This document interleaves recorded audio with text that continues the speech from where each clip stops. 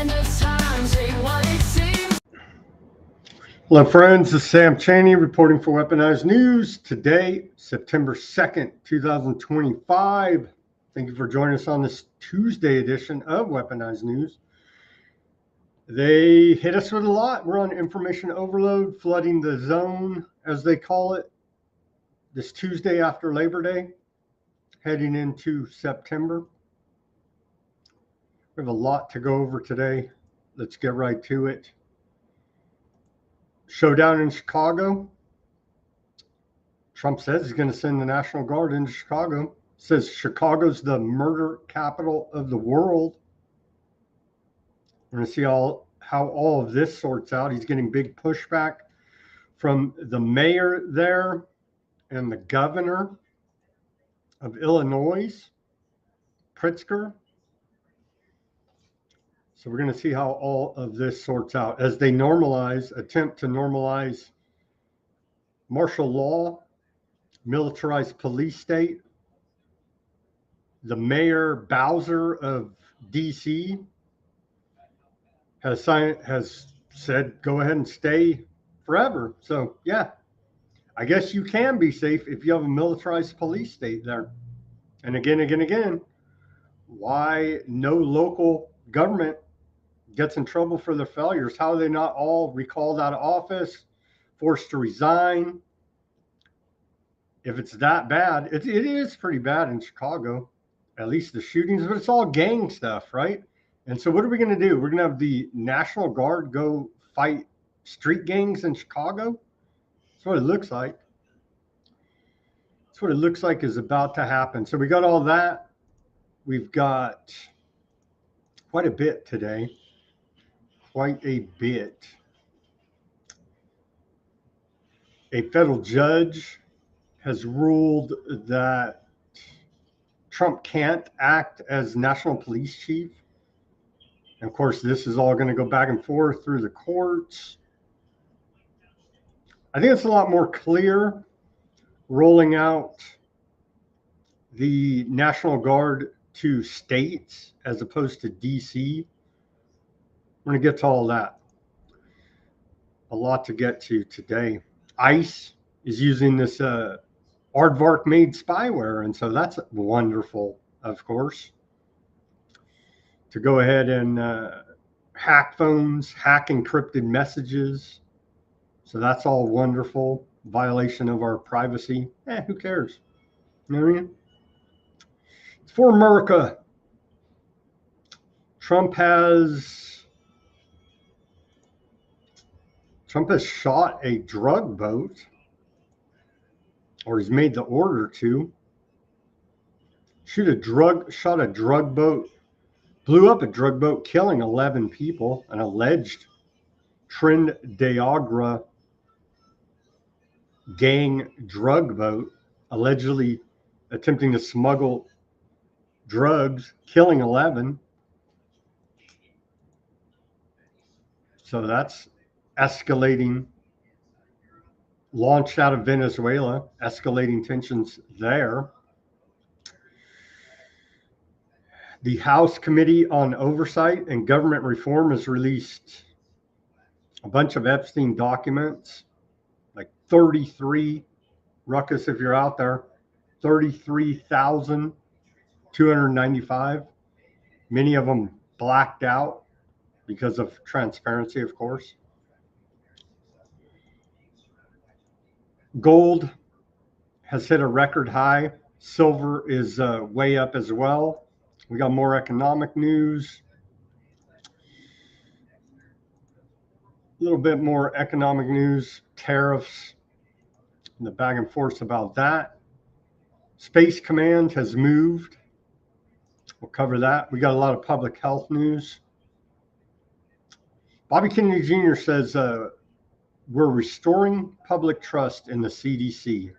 We'll get to all of that. Other public health news. A lot of geopolitical news here today. As aardvarks are launching the offensive, they've launched it. They're doing it right now into Gaza City. And so we're going to go over the continuing genocide there and lay all that out for you. Let's get to this day in history. On this day, and like I'm having major bugs over here, like on the streaming. I hope everything's sorted out. Anyhow, major, there you go. I can't even see who's watching, but Affy James says Chicago better wake up.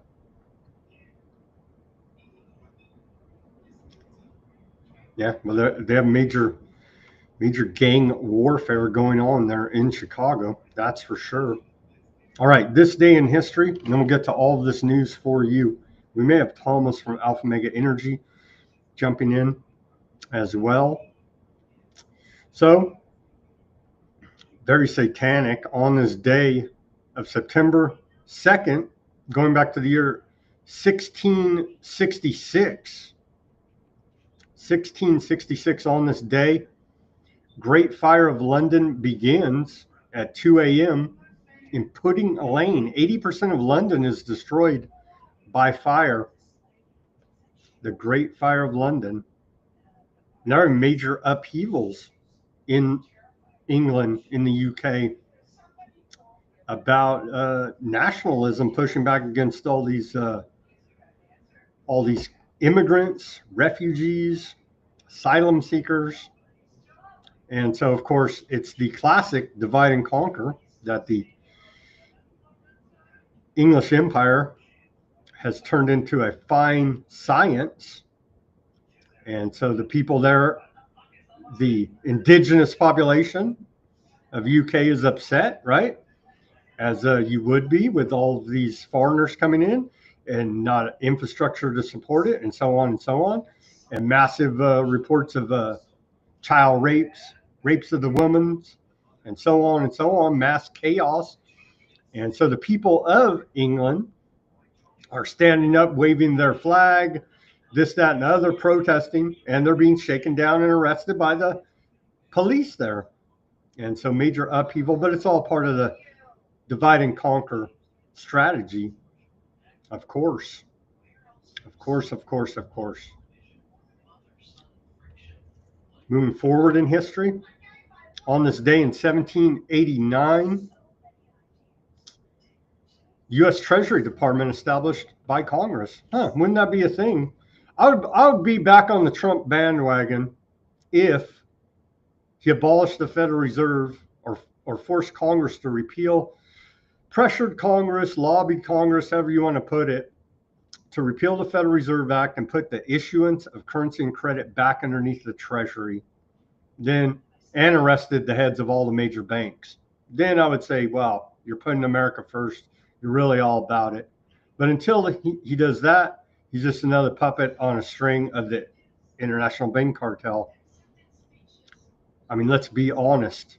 Let's be honest about the situation. I know MAGA wants to live in denial and conspiracy freaking, I don't even know what. I can't even cook up the BS they come up with. But anyhow, we're covering the hard news here at Weaponized News. In 1859, on this day, gaslighting was introduced to Hawaii. Not the gaslighting, not the psychological gaslighting, like literal lighting, but that is where the phrase comes from. For those not familiar, from the film Gaslight or Gaslighting, I forget. I think it's called Gaslight. It's a very good old film, but this is literal, quite literal gaslighting. On this day in 1859 in Hawaii, in 1902, a year earlier in 1901, Theodore Roosevelt advises, speak softly and carry a big stick. You will go far. In an address to the Minnesota State Fair entitled National Duties. Of course, that's a very famous quote there by Theodore Roosevelt. on this day in 1901. In 1902, the first sci-fi film, A Trip to the Moon, is released. And I put that in there for our friend Wheezy, because he's always talking about the moon landing hoax. In 1914, on this day, the U.S. Treasury Department establishes the Bureau of War Risk Insurance to provide up to $5 million worth of insurance for merchant ships and their crews. Of course, due to threats posed on the seas by Germany and others during World War I. In 1945, on this day, Ho Chi Minh declares Vietnam independence from France. It's National Independence Day there for Vietnam. And also, they can't seem to get the exact day, because I read this day every day in history, and like, we declare it here, here, here, here. So it is something to celebrate, though. On this day, in 1945, surrender of Japan, formal surrender of Japan signed aboard the USS Missouri, marks the end of World War II. I could have swore we reported this already, but I guess this is the official. They actually signed the documents. They said, we're not going to shoot you anymore. So that's a good thing, for sure. Moving forward here to 1969, the first automated teller machine in the United States is installed in Rockville Center, New York. In 1986, on this day, Kathy Evelyn Smith was sentenced to 3 years for drug-related death of John Belushi, the comedian actor. In 1987, on this day, Philips introduces compact disc video, CDVs. In 1991, on this day,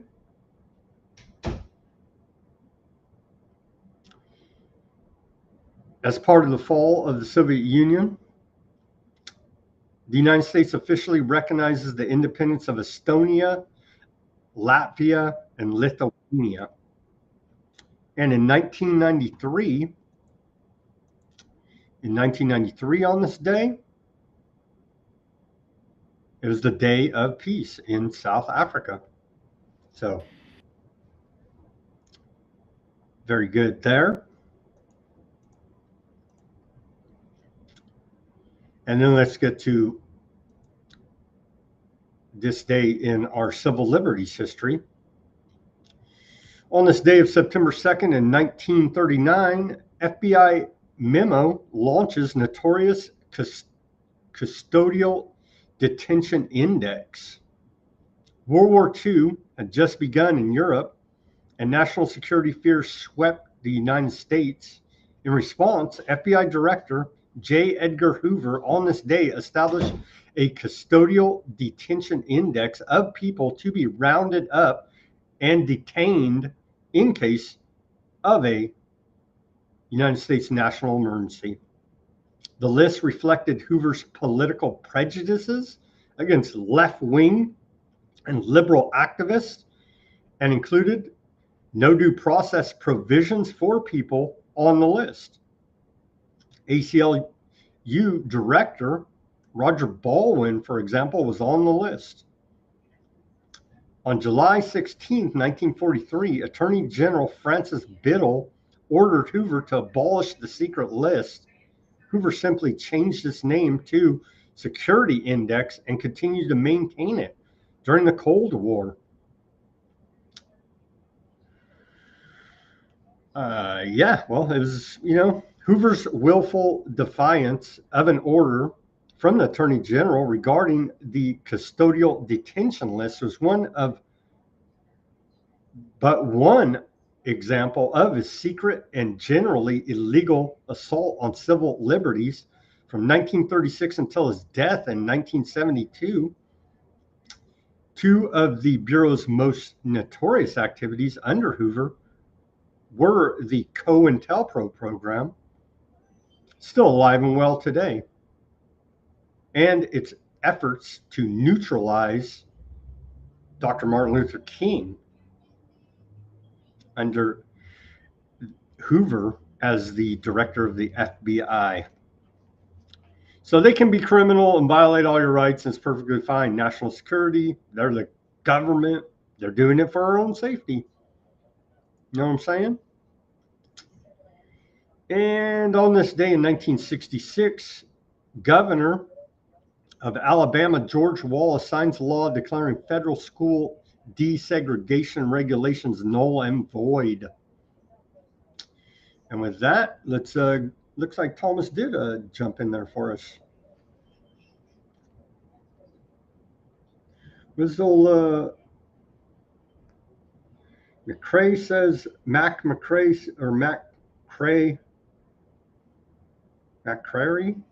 says gaslighting is a cop-out. There's no shortcut around the repercussions of distortion. Okay, yeah.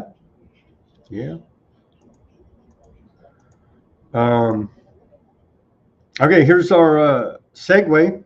And while we do have Thomas joining us from Alpha Mega Energy, here's our segue, and then we'll get into all this news for you. This is propaganda out of the White House today. President Trump's 11 life lessons. And old X is having issues, man. They're throttling it for some reason.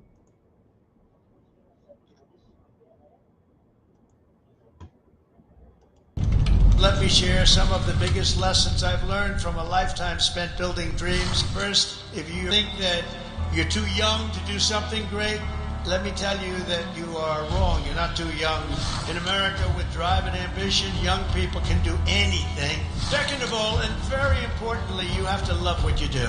I rarely see somebody that's successful that doesn't love what he or she does. Third thing is to think big. You know, you're going to do something, you might as well think big, because it's just as hard to solve a small problem as a big problem, and it's just as much energy and everything else, except the result is going to be a smaller one. So love what you do, but think big. Fourth is work hard. Work hard. Fifth is don't lose your momentum. You just want to keep it going, and you have to know if you are losing it, you have to know when you're losing it, so maybe you stop and maybe it's time to stop. Number 6, if you want to change the world, you have to have the courage to be an outsider. In other words, you have to take certain risks and do things a little bit differently. Otherwise, if that weren't the case, everybody would be successful. Number 7 is to trust your instincts, common sense. You can go very far in life with common sense. 8th, everybody should believe in the American dream. It's real, it's there, and it's right before you. 9th, think of yourself as a winner. The power of positive thinking. In recent years, too many of our young people have really been taught to think of themselves as victims. But in America, we reject that idea that anyone is born a victim. Our heroes are the ones who take charge of their own destiny despite the odds. And next is to be an original. The old-time greats were people who had the confidence to be a little different. God only created one of you, so don't try to be someone else. Finally, and most importantly, never, ever give up. I've learned that perseverance is everything, so whatever happens, no matter where you are in life, stay optimistic and just keep pushing forward. Never let anyone tell you that something is impossible. Ever, ever, ever. In America, the impossible is what we all do best.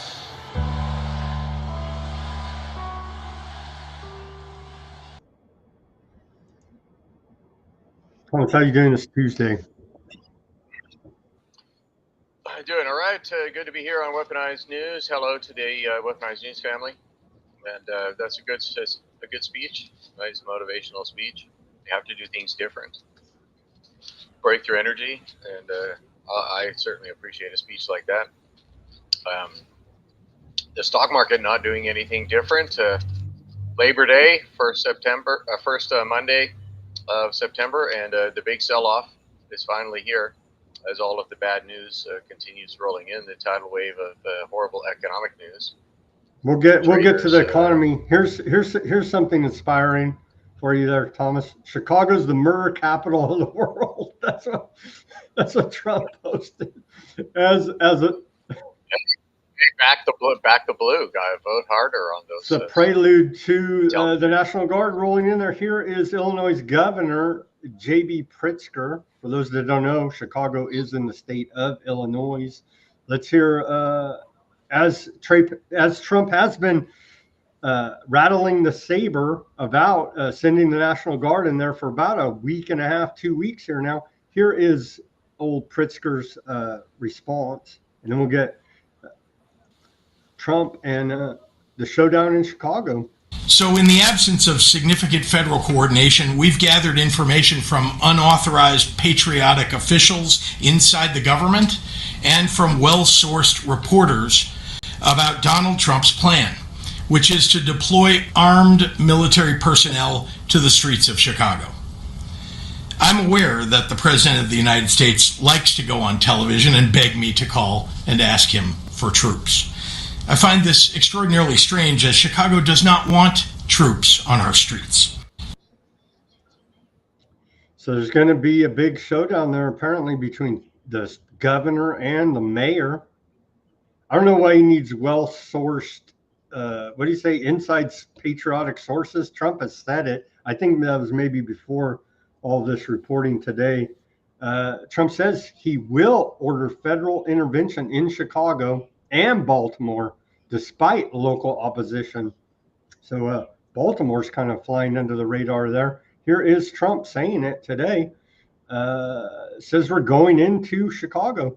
And so we're going to have a militarized police state, National Guard, military fighting gangs.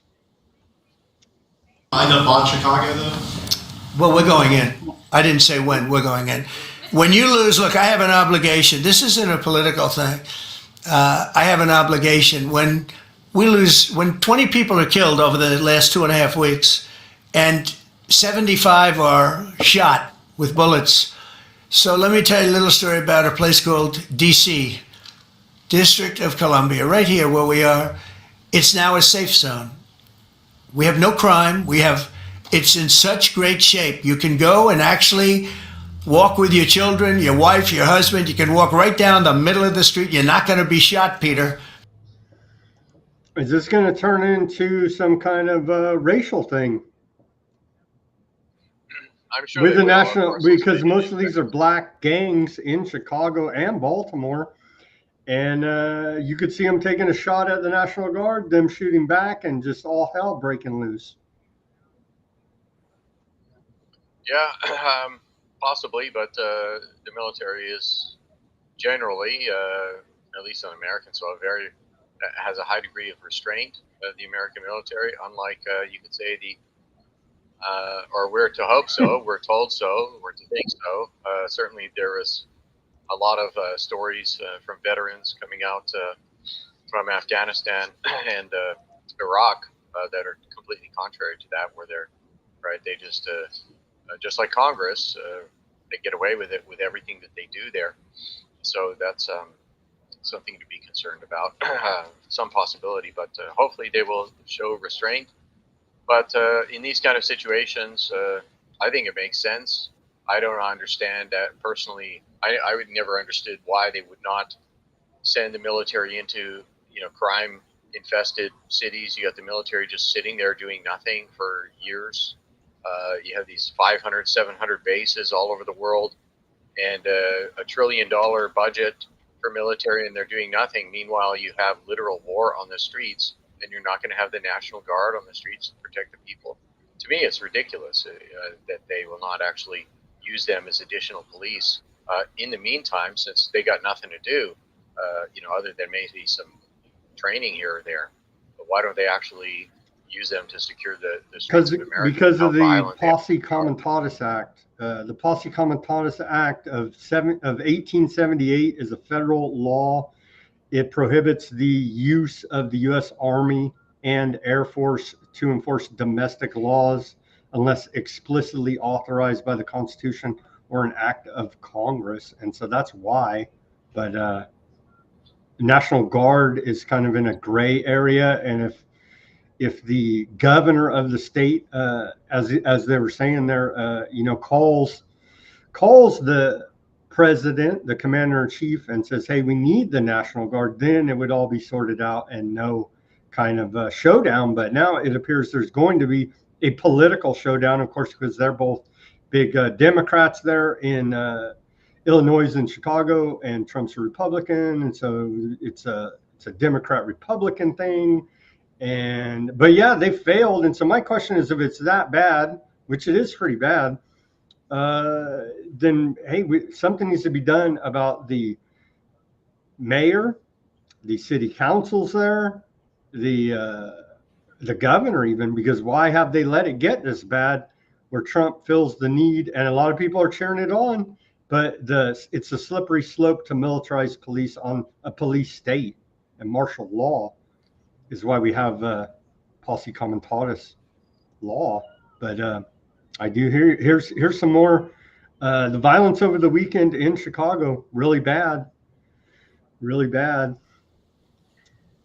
Chicago's very interesting because I watched Pritzker get up and say about, we don't need help, we're safe. But 2 weeks ago, they had 6 people murdered, and they had 24 people hit by bullets. Last week, as you know, it was 7 people, 24 people hit, and 7 people died. And then over the last 2 days, that was the crown jewel. They had, I guess, 9 or 10 killed, and 50 hit with bullets. And you have this governor get up, who's a terrible governor. Probably he and Gavin Newsom would be probably the 2 worst and most naive. They're naive. Either they're naive or they're very untruthful. And he'll say, we don't want any protection. We don't need. So in the last 3 weeks, he's lost almost 20 people killed. There's no place in the world, including you can go to Afghanistan, you can go to places that you would think of. They don't even come close to this. Chicago is a hellhole right now. Baltimore is a hellhole right now. Parts of Los Angeles are terrible. Yeah, and you have an $850 billion military budget, and what is our military doing? I mean, are they actively involved in World War III right now, supposedly? And then on top of the $850 billion, well, you got to prop budget, up the global empire. So I mean, yeah. You're saying $350 billion to Ukraine. Maybe another $350 billion to Israel for their genocides. I mean, what are they? Bombing Iran, bombing. We blew Yemen. up a drug boat from Venezuela allegedly today. We'll get to that. Here, this is the White House posted this. It may be out of context, warning, but Chicago mayor says that shootings will continue. Let's play this short clip. Like, dude. Shootings will continue as long as this presidential administration continues to put politics over people. What? That just sounds crazy. Even though it was an 8-second clip, they clipped out. We didn't have the full context, but that should. Yeah, no actual solution. No. Okay, well, the solution to shooting is XYZ. Actually, like some actual policy or some actual. Okay, what are you going to do to stop the shootings? You're going to put free Xboxes in front of their faces or something to stop them all shooting? Like, what is their actual solution to stop the shooting? 9 killed, 52 wounded over Labor Day weekend. Most violent holiday weekend of the summer. That's out of Chicago. That's pretty wild, man. The White House is. You got to do something, and sending the. Certainly, the posse comitatus law is that's important. It's important to have a backstop to put a stop to any, as you're saying, some permanent militarized police state. Yeah. Right. Another Jewish Bolshevik commissarist genocide of 60 million Christians. You got to make sure that doesn't happen. But which, of course, certain people in the government and deep state want to do. foaming at the mouth to achieve this as quickly as possible. But does it really make sense for us to fight all these foreign wars everywhere when we have wars on our own Terrorists. streets? They're terrorists, Thomas. They're terrorists. Yeah. So instead, they send them after the mothers of kids who are at schools, completely peaceful, just doing some asking how dare they ask the school council what the hell's going on with their kids, right? What are they doing to their kids? Why are the kids being raped in bathrooms by these blue hair LGBTQ people flying these flags, right? Which now they've converted this flag to the pedo flag. They've got the baby blue and the baby pink and the white on there. That's actually the inclusion of the pedophilia movement, for those not aware, and most people are not aware. So they've slipped that into everything, and they've all of these the government officials are literally supporting that, which is pretty disgusting to see that. So here's, according to the White House, this is what Pritzker says. They put out for J.B. Pritzker, when will enough be enough? They say, according to Pritzker, we've been trying to prevent crime and it's been working. We have our job, which is to fight violent crime on our streets of our city. And by the way, we're succeeding. There is no emergency. Donald Trump is attempting to manufacture a crisis. Big cities have crime. So what are you going to do? Big cities have crime, it says. It's really a gang problem, honestly. Blue cities have crime, right? Yeah. Blue cities. The argument was Mac Crary on the YouTube says, the argument I have heard is that misplaced spending priorities and propaganda gun policies are the problem. Yeah, well, I think it's a big, gangs there are a big problem, and corrupt police as well. I mean, let's not act like there's not corrupt police that have allowed it to get to this point. DC. And thanks CIA for instigating this violent drug and gang culture into the. We appreciate it. We appreciate them with their gangster rap music. It's now come out. To destroy and make them like this, right? Thanks. We appreciate the CIA undermining the black community. We do like it. Thanks for keeping our streets safe there. Here's DC. So they are arresting the hell out of people. If you like your 69s, they say make DC safe again. 1,669 arrests. And it was only supposed to be a 30-day deal, but now it's been expanded, and 168 illegal guns seized as of today.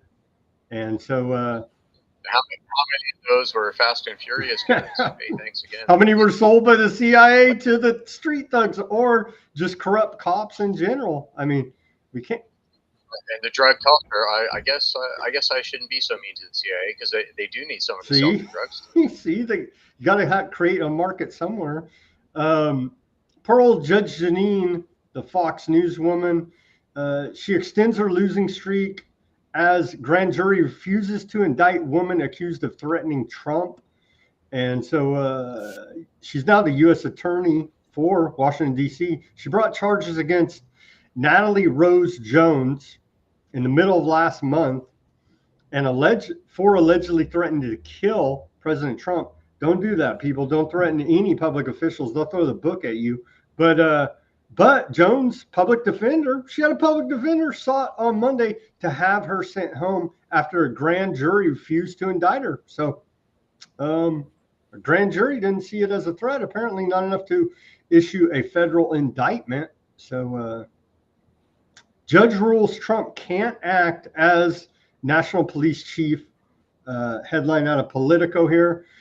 The president broke the law when he deployed troops to Los Angeles. Judge Charles Bayer ruled.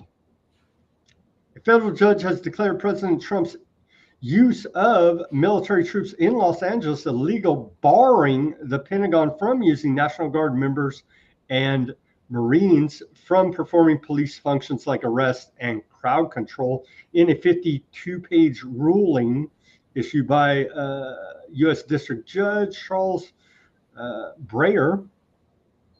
Breyer warned that Trump appears intent on creating a national police force with the president as its chief.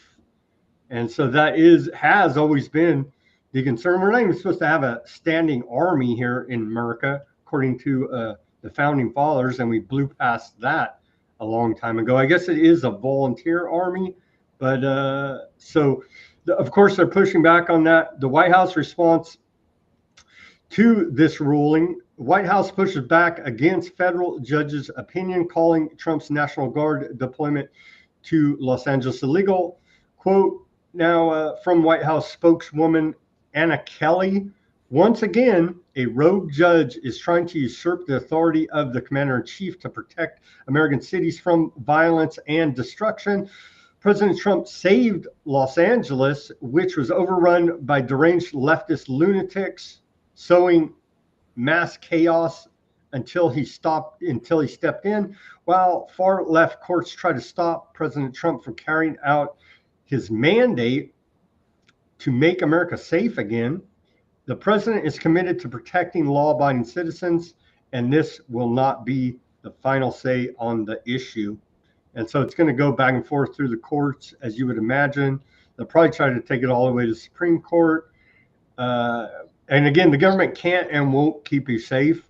Here is Bowser, mayor out of D.C. She's now got on board. And I did see some, quote, liberal Democrat, whatever you want to call them, propagandists out there who say they're Democrats or act like they're Democrats on the media. And they're like, maybe now it's all coming around. So I think we got to keep in mind there's a big theater going on to persuade the public that this is the right thing to do. Bowser welcomes federal law enforcement presence indefinitely in D.C. And we saw a pushback from her when this was first rolled out. Bowser issued an executive order today requiring local coordination with federal law enforcement to the maximum extent allowable by law within the district. The order gives no expiration date. So they got the Democrat mayor there to sign off on National Guard on the street in DC. So they may be having National Guard there for a very long while. But back to your point, Thomas, yeah, they do, you want them fighting halfway around the world, defending the Afghanistan border or Aardvark border. I guess we're not quite there yet with troops boots on the ground, but every other damn hellhole around the world, we got bases, boots on the ground. Hey, our base right there allowed Iran to hit it. You know what I mean? So we got over 700 military bases around the world. Do we want them there or on our streets cleaning it up? That is going to be a national question, obviously, coming up here. What are the commander-in-chief's powers, posse comitatus, so on and so on. It looked like when they're first rolling out this idea that red state governors were going to sign off on National Guard going in to police blue cities run by, Democrat mayors.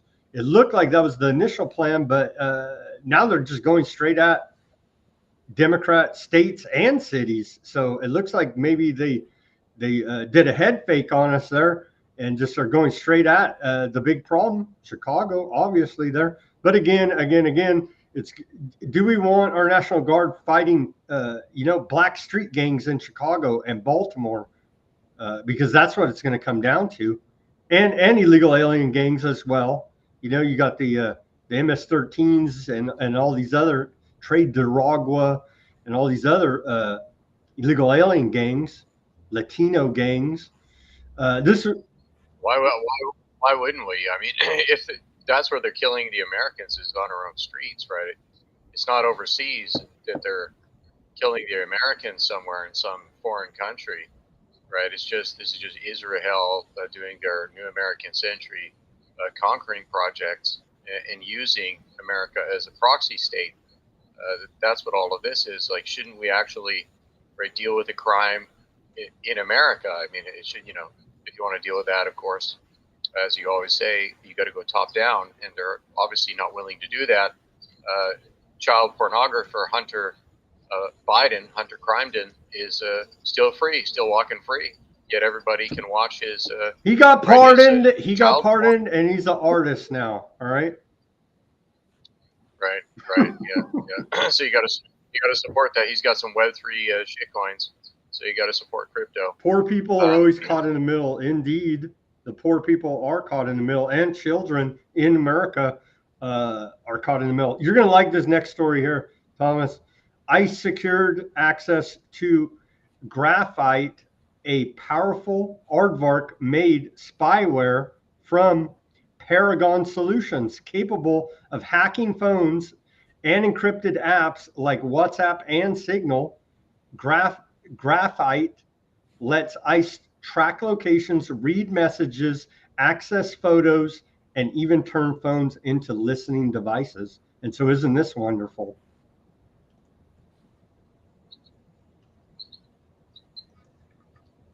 There you go. Headline out of Bloomberg. Yeah. So that is your surveillance state here rolling out. And of course, they're selling it to us as we're targeting criminal illegal aliens. And who would argue with that? Probably no one. But then again, it winds up getting turned on the whole population, is again the slippery slope we're on here now. Right. But definitely not the Congress. No, not the real Definitely not criminals in DC, the Congress. Yeah. Yeah, you can't possibly have any transparency or accountability into your government officials blowing all of this money with these, massive multi-billion-dollar scandal after scandal every time any selection occurs, and maybe there's moved out of position, and then what's the first thing that they do? Open some new PAC or NGO and flood it with money that's all going to go to their pals and friends. And 70,000 NGOs we have like this internationally, not a dollar for a startup in the history of the country, anywhere from any of them. But 8 billion to Stacey Abrams of Crooked Media, she even called it bragging about it. She's stealing whatever it was, 7 billion, 8 billion just out. Yeah, one why time. does no one, all the waste, fraud, and abuse that was uncovered by Doge, which we know is the backdoor to put Palantir Foundry operating system and consolidate all of our all-citizen taxpayer data. But besides that, they did uncover quite a bit of waste, fraud, and abuse, and no one has gotten in trouble for all the fraud, waste, and abuse of taxpayer money there. So, yeah, it makes you wonder. And personally, I trust the American military much more, magnitudes more, to be effective in upholding the rights and constitutional rights of the citizens in the streets than I do the police. I sure hope so. That's a sad. That's very sad. Where we say the police are so corrupt that we have to bring in the military because they will actually honor your civil liberties more than the local police, and that may very well be the case. Right.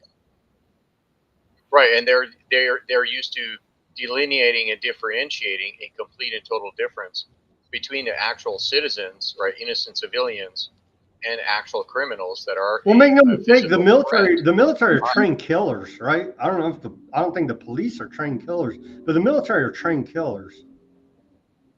Right. The police behave like the citizens are the enemy, but the military, the American military, knows the difference between civilians are obviously not the enemy, and then who the real enemy is the people with guns that are going to shoot. They know that they understand this difference. They're not just blindly shooting people in the back that are running away or something like this, or afraid to be arrested by police. Hey, stop! Okay, boom, boom, boom, and then shoot these people dead, which is still happening quite regularly. And you can anybody can watch these First Amendment auditor videos and see the crime that the average police officer in America is committing on a regular basis. I mean, it's almost every single interaction. Back to blue, Thomas. Okay, well, I thought maybe Trump's going to, go after the CIA here, but he says he's going after drug cartels. Today, the U.S. military went ahead and blew up an alleged drug smuggling boat leaving Venezuela. Let's watch these clips. And I think we actually have video they released of them bombing one of these cigarette speedboats. when you come out and when you leave the room, you'll see that we just, over the last few minutes, literally shot out a boat, a drug-carrying boat, a lot of drugs in that boat. And you'll be seeing that, and you'll be reading about that. It just happened moments ago, and our great general, head of the Joint Chiefs of Staff, who's been so incredible, including what took place in Iran, knocking out potential nuclear power for a long time to come. I think within a month they would have had it if we didn't do what we did. But he gave us a little bit of a briefing, and you'll see. And there's more where that came from. We have a lot of drugs pouring into our country, coming in for a long time. And we just, these came out of Venezuela and coming out very heavily from Venezuela. A lot of things are coming out of Venezuela. So we took it out, and you'll get to see that. As tensions escalate with Venezuela, I think, what is it, 7? We have 7 naval ships right there off their coast. And is Trump going to target the CIA, the #1 drug trafficker in the world? I doubt it.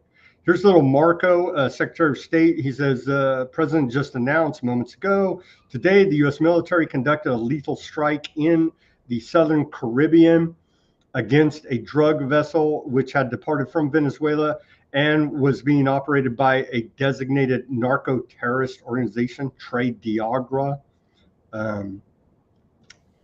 So things are escalating there. And is he ever going to say anything about the hit on the Haiti prime minister that was ordered by the American State Department, as was testified by the hitmen who went in there and I remember that. I remember that. No. Here's little Marco. Trump is going to be offensive against drug cartels. Let's hear from our Secretary of State, little Marco Rubio. The president is going to be on offense against drug cartels and drug trafficking in the United States. It destabilizes not just the country, but the entire Caribbean basin. These particular drugs were probably headed to Trinidad or some other country in the Caribbean, at which point they just contribute to the instability these countries are facing. So the president's been very clear that he's going to use the full power of America and the full might of the United States to take on and eradicate these drug cartels, no matter where they're operating from and no matter how long they've been able to act with impunity. Those days are over. So he's getting rid of the CIA then, is what I heard. No, probably not.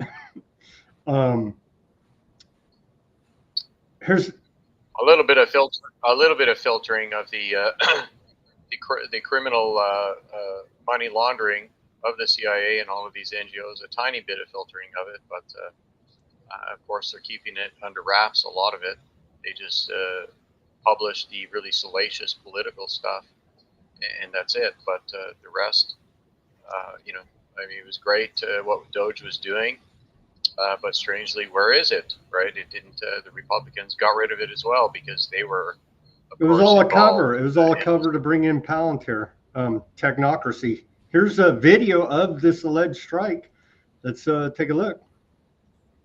Getting the bad guys. Apparently taking out the competition for the CIA.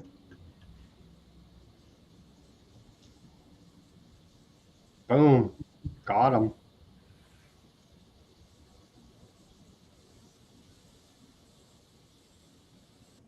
So who knows? That's a story the federal government tells us. Can we trust them? Oh, hell no. But that's the story. They whacked those guys. Where's the evidence, right? I mean, it could have been anybody. It got blown up. Right. They're not going to tell you. They're not going to show an evidence chain. All they need to give the plebs is, hey, just show them a video of a boat getting blown up, and that'll be enough. They won't even question. They'll just blind faith trust the government that they. America. That it actually was somebody. Could have been some innocent civilians there just on a boat ride. Where's the evidence that it wasn't? That's a confidential information. We're not going to share that with you. No accountability, no transparency at all. Not going to be. Yeah, who knows? Who knows who they really whacked on that boat? You know what I mean? We don't know. We'll never know. We'll never know. There's some guy who made some new energy device somewhere in Venezuela. Maybe, or a Epstein witness. With that segue, See how I did my own segue there? Or Francis Boyle, the bioweapons investigator, who just died out of nowhere. Yeah. 3 weeks after. 3 weeks after signing up to be a witness to one of the biggest injections, criminal cases ever in history against Bill Gates, and now he's dead. Coincidence. Here is, we don't have time to go over it today. I didn't have time to read it. I did see a couple posts about it, many redacted documents, but the House Committee on Oversight and Government Reform says it's released. Ruckus, are you out there? 33,295 pages of Epstein-related records. And we'll post this at Weaponized News Substack for you internet sleuths and researchers that want to go through it. We'll cover it more tomorrow as I'll have more time. I just saw this was released a little bit before we came on air, but here it is from, and you got to go and download the documents. And anyway, a lot of documents, over 33,000. There it is. 33. Wow, 33. It had 33. To be. It had to be. Had to be 33, Ruckus. But there it is. Again, the links will be on Weaponized News Substack, and you can go take a look yourself. But again, I saw people posting a little bit, a few of them, and they're like all redacted. So not all redacted, but a lot redacted. Honestly, I haven't had time to even look at them. I just saw that it was released, so I'm reporting that to you here now. Okay, moving on. We'll cover it more tomorrow. And the big press conference is tomorrow too. MAHA and I forget who else, but they're doing an Epstein victims press conference there in DC, led by Congressman MAHA and a couple, I think, Ro Khanna. And so it's going to be like a bipartisan affair. So we shall see how that sorts out as the Epstein saga continues here now. But Trump says Democrat hoax, nothing to worry about. Okay, continuing. Thomas, I know that you're going to like this story. Gold, we're on the economy now. Gold hits all-time record high. I saw it did sell off a little bit, but here it is, the closing on this, but it did sell down a little bit. I think it is still above 3,500. Gold all-time record high, $3,597.90. What do you think of this, Thomas? Yeah, it's quite interesting. The Fed was talking about online. They got caught on live television talking about popping the bubble of gold, saying, why hasn't gold gone down? Why isn't gold going down? They're concerned about this situation, actually, and the deep state wants to pop the gold price. Of course, the investment bankers and so on that are rigging the markets, they've been trying to pop it, but record numbers. Look at it's up 42% in a year. That's insane, right there. Yeah, it is absolutely insane.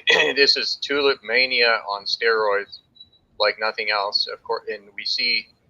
People, have been slamming Bitcoin all of these years, saying that, a price of Bitcoin having a 108,000 or 130,000 is insane tulip mania, but there's only 21 million of those, where gold has way more supply, magnitudes more supply than Bitcoin has. And this is going up by, that effectively is $20 trillion in value right there. Take a look here at silver. Thomas, silver's popping off as well.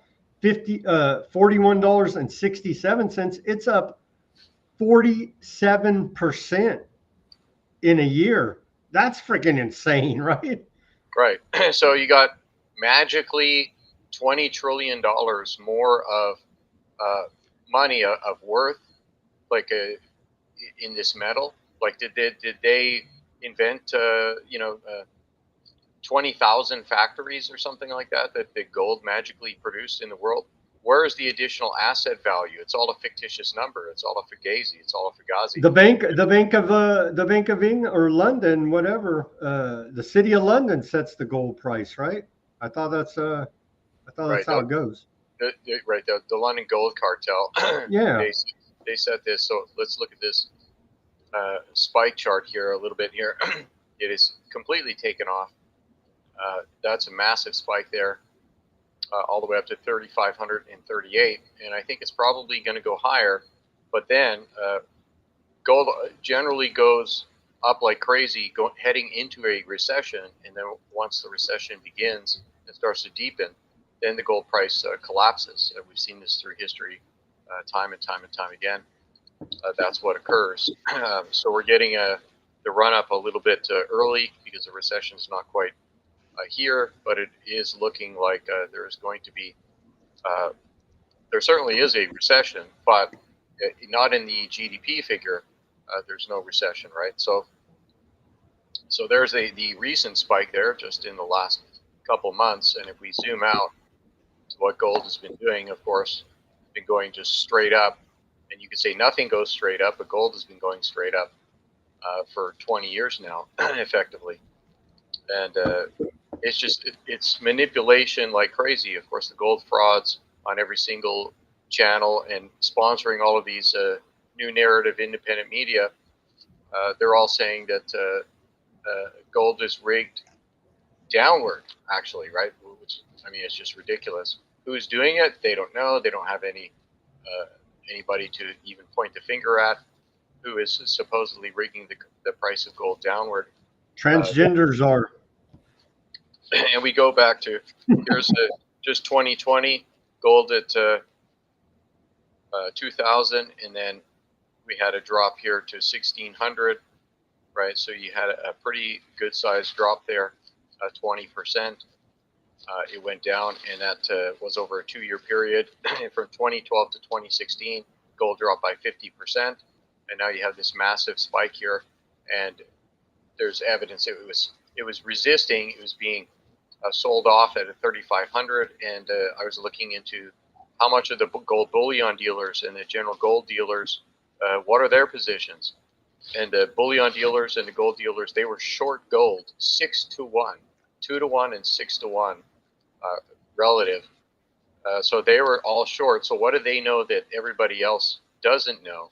So they're all, right, the insiders, all of the Goldman Sachs and Citibank and the elites, they were orchestrating to turn the price of gold over to probably one of these Fibonacci lines down here, 2,700 or 2,100, something like 2,200, have a retracement in the gold price over a 4-year time period and then buy it back. And when when bond rates go up because they increase the interest rates, people will sell their gold, and these investment banks and banks will dump all their gold and then buy bonds. And that's generally what happens in the market cycle. But that's not happening this time, interestingly enough, and to the point that the Fed and Bessent and all these people are asking why, what the hell's going on this time? But all around the world, nobody's buying bonds. We have a total collapse in the European bond market. Collapsing confidence. Right, over the last couple of days, bonds are out of favor. A lot of people, when these governments increased the interest rates recently, they increased the interest rates, so the price of the bonds just absolutely collapsed, and tons of people lost big money, even up to 40% of their capital they lost in the bonds, and so you had all of these banks that were insolvent in America because they had their balance sheets tied up in bonds, and then the Fed increases the interest rates, jacks them up, as Powell did, and as Greenspan did before, 18 times in a row during the 2006-2007 period, collapsing the ability for anybody to be able to get a mortgage and afford a house. And the payments doubled for Americans, which led to nobody being able to afford a house. You have the same thing happening now. And when they raised those rates, it just decimated the balance sheets of the banks because they hold all treasuries for the reserves. So that was a problem. And then you have that's orchestrated because that's how they shake out all of the banks, the smaller banks who don't have the assets and don't have the ability to get bailed out. They shake them all out in this regard. And right, that's further vertical consolidation of the economy. Right, they just continue doing this. They let the small fries, go and get the customers, whatnot, and then just wipe them out every a few years, every 4 years, 5 years, 8 years, 18 years. Let the small fries build up something and then wipe it out. You're not essential. Consolidate it again. And they've been doing this for 200 years, going back in the charts. They even schedule when to do it. That's how they roll. That's how the central banks roll. Okay, Treasury Secretary Scott Bassett says that they'll be interviewing 11 candidates next week for the next Federal Reserve chairman on Friday. So they're signaling to Powell, don't let the door hit you on the way out here, buddy. You know what I mean? And so they're pressuring Powell to lower rates, and also interviewing his replacement. So that's not helping the economy. I don't think it's causing uncertainty for sure. Here's Trump's. If you need to lower rates, one thing that nobody's saying, if you need to lower rates, that's because something's wrong with the economy, and there's many things wrong with the American economy right now. And they just mask it with, hey, the GDP figure has gone up because we've had these mega corporations building these, data centers and investing huge money into pharmaceutical plants and these kind of things. And that's not helping the average American anywhere. Building data centers out in the middle of the Texas deserts and this, that's not helping the American consumer broadly. That's not helping small business. That's not helping economic diversification. It's all top-down consolidation only, and to these massive elite international. It's helping big tech. It seems big tech has overtaken now big pharma and the military-industrial complex as the number one industry here in America under the Trump administration. Right. So that's major problem. So they're saying, oh, we're not in a recession, but it's a data fugazi. We're definitely in a recession in middle America and certainly lower America. The bottom 66% of Americans are experiencing a recession right now, no question about it. And there's two big job numbers coming out this week, and they're both going to be not good at all. Yeah, it's all rigged. It's all rigged data. Trump told us it's all fake news. Right, and big revisions are going to come out for the last few months, and that's here's a segue about Trump made a mistake here. He said we've taken in almost 17 trillion of investment. That's more than half of the GDP. Let's watch this short clip. I think he misspoke here, but talking about the GDP. We've taken in almost $17 trillion of investment is coming in. Most of it is coming because of tariffs. They're not getting that much in tariffs. Right. Not even close. He had to have misspoken there. Poland. He's referring to the fact that when they put tariffs up, that was going to cost these manufacturers huge. So they're bringing their factories and investment into America. That's what he's referring to. Poland now going internationally here over to Europe. Poland has officially joined the, quote, trillionaire club of economies with GDP surpassing $1 trillion, making it one of only 20 countries worldwide to reach this milestone. And so, well, congratulations there, Poland. It's a huge their economy has been going up like a rocket. Prime Minister Donald Tusk out of Poland called it an absolutely historic fact. So, yeah, good job there, Poland. And look at what their immigration policy is, right? It's quite different to. It's of hate. They have an immigration policy of hate. You don't end up with the Chicagos in there, right?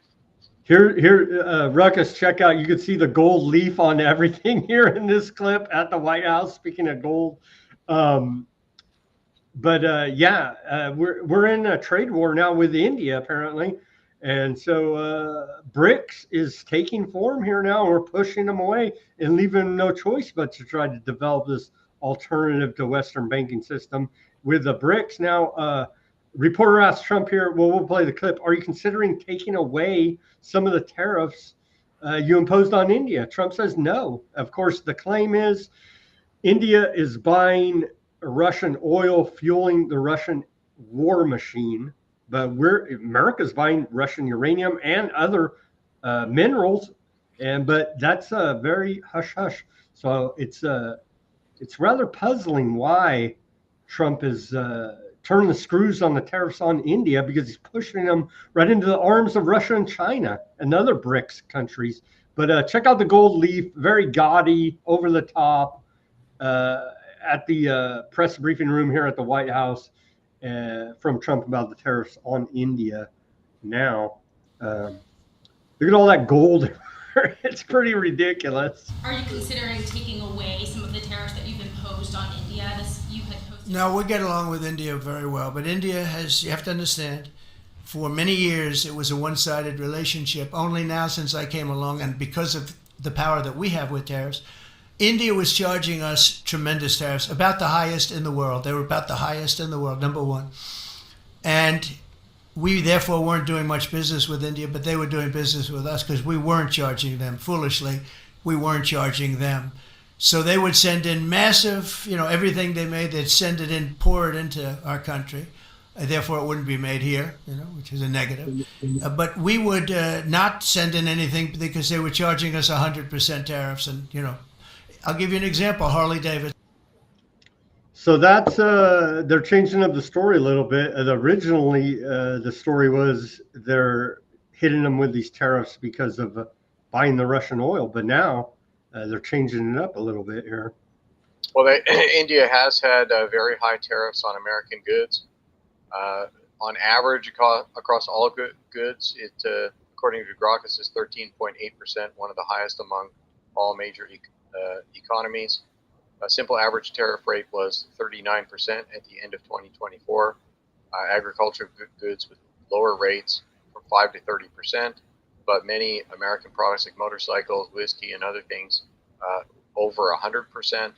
So they have had massive tariffs. Meat, corn, wheat, dairy, 30 to 60%, and that's continuing.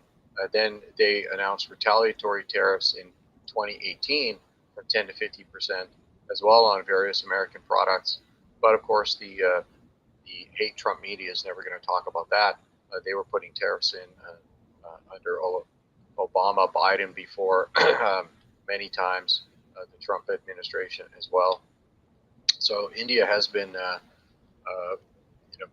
quote unquote, protecting their market, you could say, from American goods. But there's not many imports from America there anyway, so for them to do that is a little bit ridiculous. It's a very one-sided trade environment where there's way more Indian goods that come to America than American goods going to India, and then they tariff the hell out of the American goods that do come in. So it is one-sided. It is not fair in that respect, I guess you could say. But hey, I mean, open trade should be open trade. The idea to put these tariffs and equalize, where you're going to have this super rich, developed country, the richest country in the world, they're demanding to have the same amount of trade. So they have to sell the same amount of goods to your country as you do to this richest country in the world. That's just keeping the disparity going. It's a disparity lock. They're locking themselves into place. Trump is a hegemonist, locking America into this elite position, into the first position, so that nobody else can ever come up. Nobody else can ever compete, because you can't sell more goods to these rich people than you're allowing them to sell to you. So you can never level the playing field. Is what that creates, is what they're doing. Nobody talks about that either. Do we need this gold leaf all over the White House? Look at this. Like, seriously, dude? You got to buoy up the gold price to $30, $50, right? Somebody's got to buy all of the gold. Right? Trump's buying it, putting gold leaf all over buildings everywhere. A golden toilet, probably. Okay, let's take our live commercial break now. I'll go first, and then you can plug after me here quickly. Everybody go to weaponizednews.com. Get yourself some stickers. We got the holograph sticker. You'll get a new one. This one's kind of old. The white background sticker and the clear sticker. Put it on your laptop, your bumper, your guitar, your work locker. Put it on your Cybertruck. Even though that current thing of attacking Cybertrucks is over, you may get attacked for having a weaponized news sticker on your Cybertruck. And you can play the victim, as everybody likes to virtue signal nowadays that I'm the victim. But seriously, go to weaponizednews.com, get some stickers. We have a few books over there at the store. and help support independent reporting and analysis like no one else on the interwebs. Go ahead and plug there, Thomas. Yeah, Thomas of Alpha Omega Energy, and I'm going to plug the AOE BAM Fund, the Alpha Omega Energy Business as a Mission Fund. For those who are not aware, I'm building a venture capital fund, the very first genuine venture capital fund in the country of Cambodia, and the first Christian early stage venture capital fund in the history of the world. There's a couple late stage ones out there. So it's an open source VC. We're doing a remote only, though we are having a meeting later today. Myself and several pastors in another meeting. I've done our first public presentation in a big Christian missions group in here in Phnom Penh, Cambodia, and a number of people joining, and a couple pastors joining as well, which is quite exciting. We've already got our first angel investment check, and we're still looking for another 25,000 of our 35,000. I've been asking people to finance for us or invest or whatnot, and then we can finish commercializing the Alpha Omega Energy technology, and then backstop the fund for a 10x return for investors. So we're looking for people to join the fund. So anybody can join. It's free to join. Nobody needs to invest. You can come, join, learn how venture capital works, angel investing, investing in startups, and how to do it properly, and then do it as a group similar. Thomas, tell us why it's better to invest in a company than just like throw your money in a mutual fund, S&P 500, whatever, something like this. Well, again, you have the endless consolidation to this few elite corporations, and then what they're doing and how they're doing things with humanity, enslaving humanity. The way that this is going is obviously a huge concern for humanity. I mean, they're not going against this. They're going for corporate interest in massive power and control, and then the corruption of the appropriations desk, all these different funding bills, and lobbying to the government officials and bribery and all of this. What humanity really needs is diversification of economy, small businesses, new businesses, supporting the innovators, supporting the everyday, the other humanity, not always only the top 1%. Because there's the oligarchy of the club, and they don't let anybody that's not part of their dark occult Satanism in the club, basically. Or if they do let you in the club, they steal everything you got on the way, right? Right, and all of the main growth in these companies is from the startup stage until they hit IPO, and then a few years after IPO, and then you have the very slow growth that they put onto retail. So you're the exit. Palantir. You're the exit liquidity generally in these stocks. You are the exit liquidity. That's good. That's a good point. Right. So the VC invest, all the private equity, all the smart investors. They invest early stage. Well, they're insiders, so they knew they got all the they're like congressional stock traders. Right, that's where the real wealth is created. Sure. Is in these startups and before the IPO, not after the IPO for the people. Though some companies can do fairly well, 10%, 7 to 12% historically per year on the stock market, but you're making 25 to 50% a year. In these startups as they grow towards an IPO, you're doing much better, and now you're going to have possibly a prolonged stock market decline. Possibly, there's a lot of people talking about that. All of these old fossils, though some of the underlying economic factors of today's technology market has changed. Now we have hundreds of just Binance alone, this crypto exchange in Singapore, the biggest crypto exchange, has over 280 million users. So there's way more than you could say 400 million users, traders on blockchain, right, alone in the world, let alone all of the Forex traders, stock market traders, and every one of them is trading on the stock market, and predominantly American stocks, and predominantly these Majestic 7 stocks, these Mag 7 stocks and FANG stocks, the top 7 to 14 to 20 American stocks. So they're holding up the entire index. And these are your evil corporations that are enslaving humanity, your Palantir type attitude companies or Microsofts and so on. So that's not good for humanity. We need diversification, and we need to support these small businesses and new up and comers. Otherwise, it's just endless consolidation and diversity. All of the money going to them, and then they lie that, hey, there's no recession. Look, there's a 3% GDP, and these top stocks are going up like crazy. Meanwhile, all the other stocks are going down. Right, 99% of the rest of it is going down, and the breadth, of the growth in the price and the growth in the earnings is all going to the top companies. So it's just becoming like a little tiny cartel, even more and more. And then you have BlackRock. Their goal is always this continued upward consolidation, vertical integration. Sustainable development goals. That's what they mean by sustainable. For them, it's sustainable for them, but no one else. Right. The sustained control, the sustained oligarchy, where they don't lose out to any competition, and they're just making layers and layers and layers and layers of regulation to ensure that it's a rules-based order, right? It continues being that in reinforcing their tiny ClickBank cult. And they're doing this for startup funding as well. They're rolling out a new regime, and not just for startup funding, but also for energy startups, a new regime that makes it, if you are not from the elite top 1% and elite to 0.1%, you get a score immediately of 1 for your startup, a score of 1 out of 10, and you're advised not to invest. And all of the programs that they're going to be doing are going to be rejecting all of those startups by this new criteria that they're rolling out.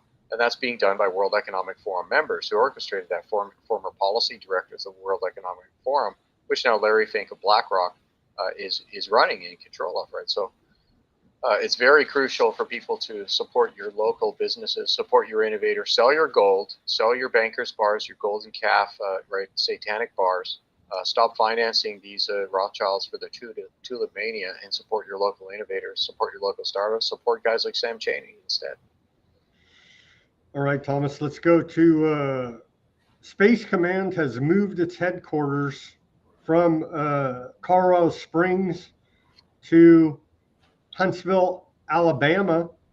It's now being called Rocket City by Trump. Let's watch this announcement he made today. So I want to thank you all for being here for this important announcement. 7 years in the making. As you know, this has been going on for a long period of time. And I am thrilled to report that the U.S. Space Command headquarters will move to the beautiful locale of a place called Huntsville, Alabama, forever to be known from this point forward as Rocket City. Okay, so Huntsville, Alabama, we love Alabama. Trump is a master marketer. I will give him that, and branding things. So now Huntsville, Alabama's Rocket City. He says this will result in more than 30,000 Alabama jobs and billions of dollars in investment. What do you think about this as they front for this fake fraud space program? Well, we need some more fake space videos to motivate the people, give them something to look forward to, right? Because fraud is such a great thing to look forward to, isn't it? Fantastic. More fraud. Instead of funding these small businesses and the actual innovators and technologies that should have been funded decades ago, generations ago. Hey, let's make some more fake videos. I mean, why not, right? Okay, on to public health. They can be more inspiring than ever, right? On to public health. We got to be careful what we say on the YouTube. But I believe the EPA is part of public health, Environmental Protection Agency. Massive DC Circuit Court win for the Trump EPA and taxpayers after Biden EPA set up the Greenhouse Gas Reduction Fund through a self-dealing and conflicts of interest, unqualified recipients, and reduced agency oversight. I terminated these grants completely, and now it's been upheld by a court ruling, and that's Lee Zeldin, Secretary of the EPA. So cutting a little bit of regulation there. As far as I could tell, the best thing they're doing is the EPA, but old Bobby Kennedy Jr. is trying to do something, or at least acting like it. Let's watch this clip. The nationwide MAHA tour is in full swing, and they're cleaning out the CDC right now. But the problem is, as we mentioned here, Jim O'Neill, the new director of the CDC, is an underling of Peter Thiel, working directly for Peter Thiel's, venture capital firms and whatnot. So a direct link now. Jim O'Neill, CDC director, to technocracy. And so that how dare you criticize the minions of Les Wexner? Well, it's rather troubling. The minions of Peter Thiel. He was hosting. Health Secretary Robert F. Kennedy Jr. is working with some states to implement key health policy changes. This is part of his Make America Healthy Again movement, an agenda that many Republicans think may be the key to maintaining control in the midterms. News Nation's Hannah Brandt has the key changes and some of the pushback as well. HHS Secretary Robert Kennedy is spending a lot of time out on the road lately, highlighting the growing list of states passing reforms that fit under his Make America Healthy Again agenda. On Wednesday, he traveled to Texas to join an event with Governor Greg Abbott celebrating a recently passed state law. The measure requires warning labels on food products that contain 44 additives, like artificial dyes or oils that are banned in other countries. It's part of what state leaders have labeled their Make Texas Healthy Again initiative. Initiatives like this is the vision and the courage of this governor, of these legislatures, the persistence, the relentlessness of these legislatures to stand up to these industries, and all the lobbyists who are flooding in and actually do something that is incredibly great for the people of Texas. You're not only making Texas healthy again, you're making America healthy again. This adds to a number of new MAHA-style bills that have recently passed through state houses around the country. Secretary Kennedy has been traveling around to showcase those laws, which include bans on ultra-processed foods, restrictions to unhealthy SNAP purchases, and changes to remove fluoride from drinking water. He's made trips to more than a dozen states, including Arizona, New Mexico, and North Carolina. Those are battlegrounds that could be key to deciding control of Congress in the midterm elections. The Trump team did see Kennedy as a key partner during the 2024 campaign. He's a former Democrat who helped attract voters who identify independent or lean Democratic. And now we're seeing the health department building up its public messaging ahead of the 2026 midterms. More on what is going on there today. Mr. Dr. Marty Markery. Is that how you, I can never say that guy's name right. But I think it's Mark Macri. Marty Macri. I can't say it. Anyway, head of the FDA here. He says, instead of pushing mandates, we must inspire confidence with trustworthy and timely data. Our FDA action makes bat miracle mandates illegal, requires miracle makers to complete updated clinical trials by May, and keeps miracles available for anyone who wants them. Okay, dude. A little bit of progress here is, and see, the funny thing about the irony of this report is that the article is behind a paywall at the Wall Street Journal. So Bobby Kennedy Jr. wrote an op-ed for the Wall Street Journal, and he says HHS Bobby Kennedy is working to restore public trust in the CDC. I don't care if they put Jesus as head of the CDC. I will never trust these guys ever again. That's my own personal opinion. YouTube, we love them. Trust the CDC. By focusing on key priorities, protect from threats, build infrastructure, modernize systems, invest in workforce, enhance scientific rigor, empower states and communities. We're restoring public trust in the CDC. And the irony of it is, you go to this This is not helping working with the corporate press, the Wall Street Journal, because I was like, oh, that sounds interesting. Let me hear what Bobby Kennedy's op-ed. Oh, it's behind a paywall, so I can't even see. Right, and that's direct. That's the link that the White House posted behind a paywall, profiteering from public health, as per usual in the corporate media. So this is not helping my restore my public trust when I can't even read the op-ed by the Secretary of Health and Human Services without paying for a subscription to the Wall Street Journal. You But see, not one arrest for any of the genocide and well, it and was still no compensation for the miracle injured people. Oh, none of that even exists. Forget about any of that. Not a single arrest for the Lizer study. And they tell us it's coming, Thomas. You just have to trust the plan. But their mission now, and this is old Bhattacharya, who's basically the new Fauci. He took over as NIH director. Let's watch this. He says that's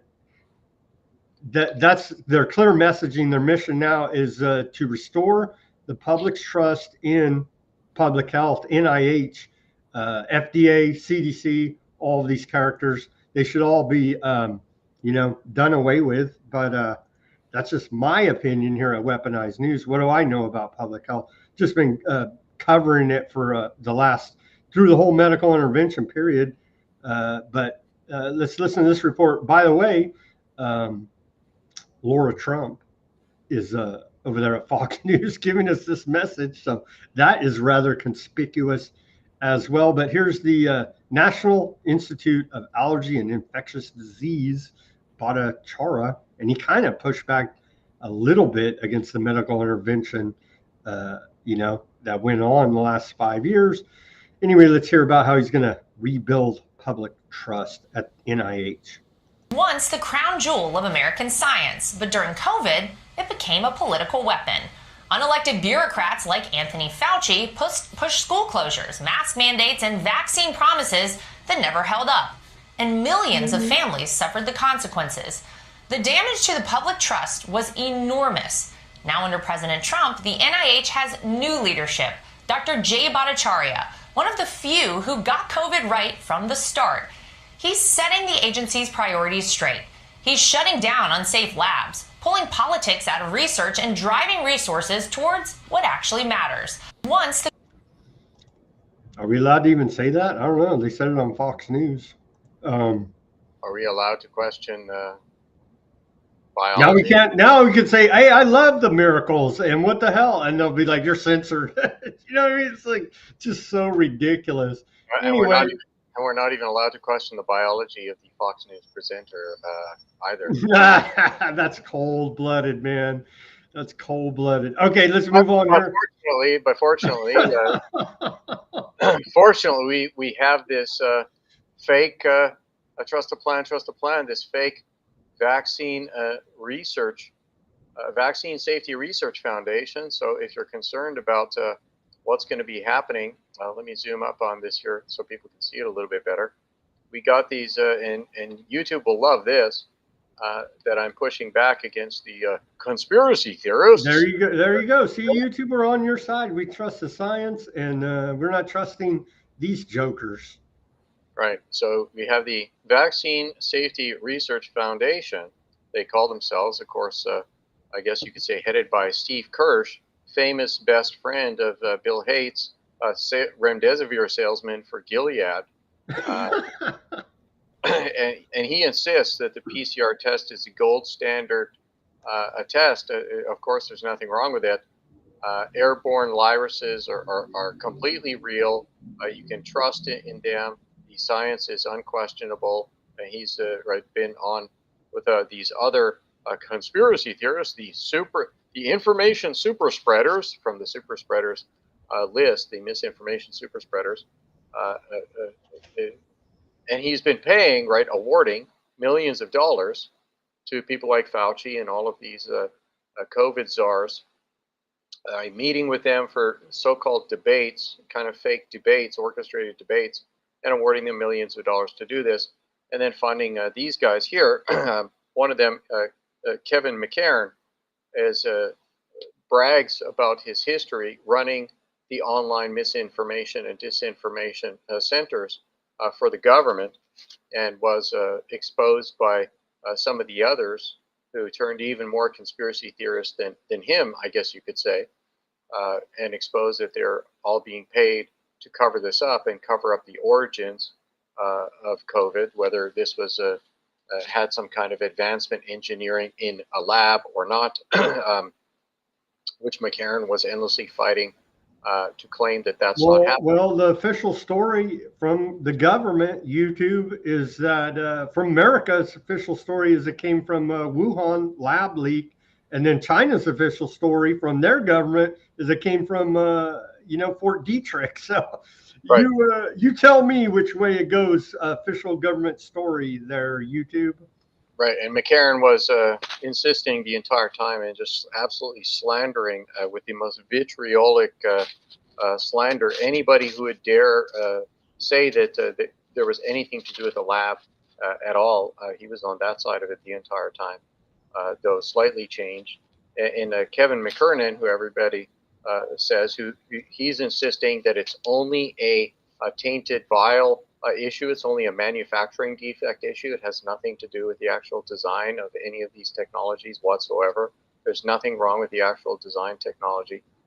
It's just some unfiltered product in the vial, and he is trying to get the new vaccine manufacturing contracts, so he will manufacture them instead of someone else, and then keep the whole thing going. That's what he's trying to do.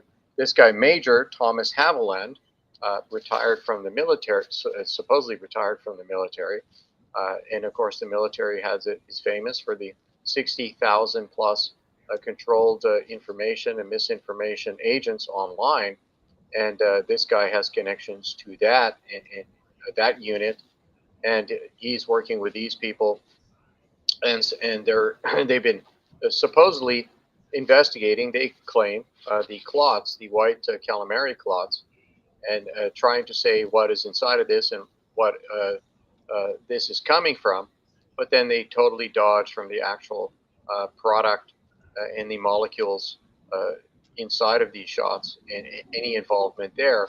They completely dodge from all of this. So here you have your, this is what you get, right? Making, this is your MAHA subversionists, your deep state criminals that are covering all of this up, your gatekeepers. So congratulations. They're the good guys, YouTube, but not really. So, okay, continuing here. They're criminals, murderers. So YouTube will love me saying that about them. They're completely shameless criminals. We hate Trump and we hate Putin, YouTube. Okay. Okay. Good news in medical freedom circles here now is being reported. The FDA has removed Paul Offit, no longer a member of the US FDA's Miracle Advisory Panel. And so this guy has been in it deep a long time, Dr. Paul Offit, and he warned them. Actually, I remember the video of him saying, you guys are pushing too hard on the bat miracles. It's going to backfire on us. And they didn't listen to him. I believe he told the FDA Miracle Advisory Panel. I was watching one of those meetings when the whole thing was developing, and he was warning them, you guys are overreaching here. It's going to backfire. And so now he's been removed, sadly. How dare he question the best available technology, BAT, the bat virus, best available virus. How dare he question that? I do believe he also is famous for saying an infant can take 10,000 miracles at one time and be just perfectly fine, something like that, to paraphrase him. Right. Anyhow. Because chemistry doesn't exist, folks. That was all a psyop by your government. Apparently, right? Chemistry doesn't exist, right? Nothing reacts with anything. Forget about all of that stuff that your kids are learning. Just be happy that that's all not real. I'm glad they shut down that. Purposes only, right? I'm glad they shut down that psyop of chemistry. Okay, let's move on to hey, things are moving. I don't know. There's allegedly, I saw reports there's a big old campaign to try to oust Bobby Kennedy Jr.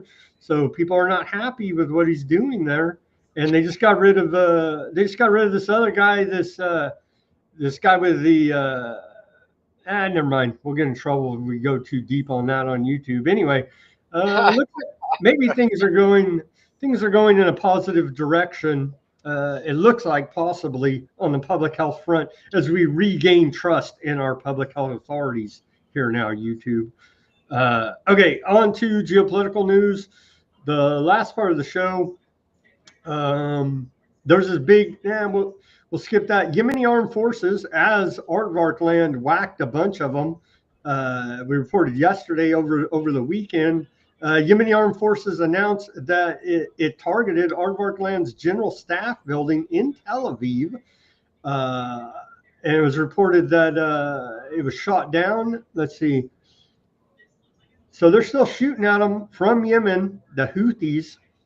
And old Netanyahu's using this as an excuse to not testify at his corruption trial, I saw reported, because he said it's not secure. He may very well be correct. So the Houthis are still ongoing, even though much of their leadership got whacked. Aardvark Defense Minister Katz, the remnants of the Houthis' leadership are fleeing the capital city of Yemen, Sana'a. We know how to hurt them this time, and we will know how in the future as well. There's the great defense minister Katz out of Aardvark land, just openly talking about murdering people. So, what more could we want? Macron, there's going to be a big showdown here coming up at the United Nations. Also, Belgium announced today they're going to back the two-state solution, Palestinian statehood at the United Nations. And so much of Europe, the big dogs, UK, France, Germany, all on board with that sentiment. And so there's going to be a big showdown at the UN with Europe calling for Palestinian statehood. And of course, America will back Aardvark land till the apocalypse, apparently, is where we're at. So it's going to be interesting to see how that sorts out at the United Nations in New York City on September 22nd. But Macron today announced that he and Saudi Arabia are going to co-chair a conference about the two-state solution. Oh, I'm sorry, I misreported there about the UN meeting. Their two-state solution conference.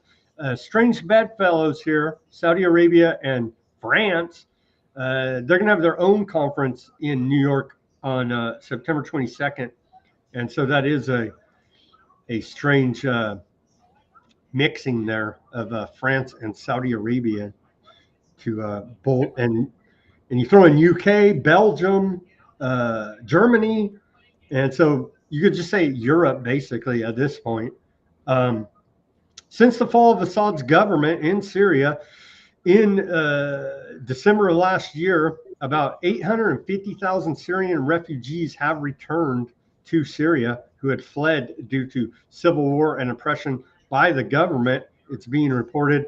Another 1.7 million internally displaced have also gone back to their communities. With the new radical jihadist terrorists there, now reformed, very fine, upstanding young man, to paraphrase Trump there, the head of Syria government. French court issued arrest warrant for former Syrian President Bashar al-Assad and 6 ex-officials over the 2012 shelling of homes that killed American journalist Marie Cloven and French photographer Remy Orschlick.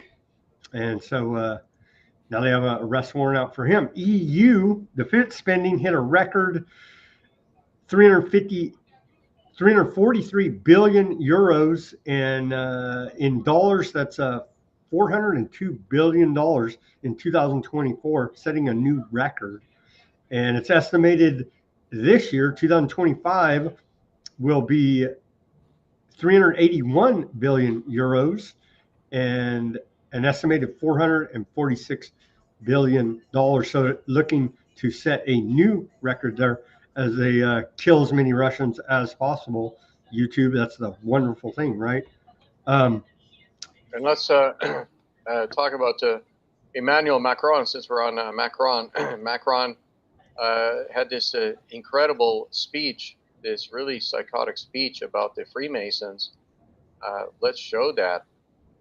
This is shocking. And then right after he made this speech, the European stock markets all absolutely collapsed very shortly after the speech.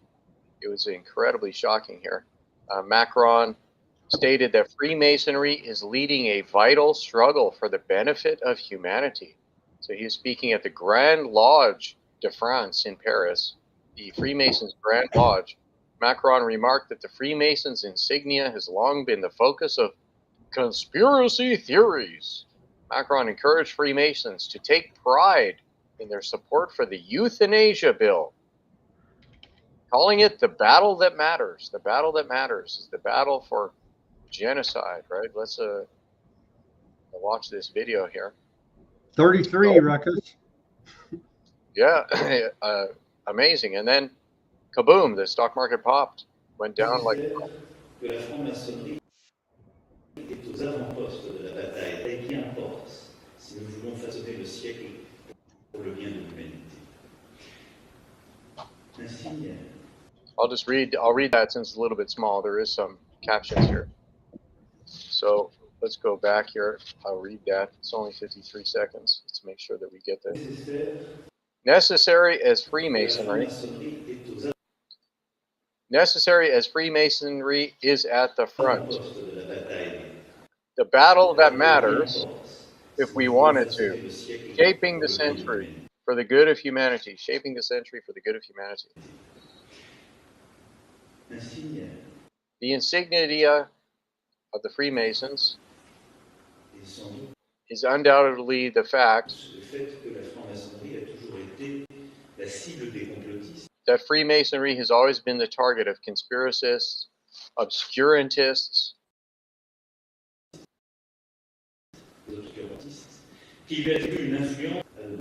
so they say the logo has always been a target of conspiracy theorists, and putting a spotlight on one media organization recently. One media organization claimed it wanted to end the debate,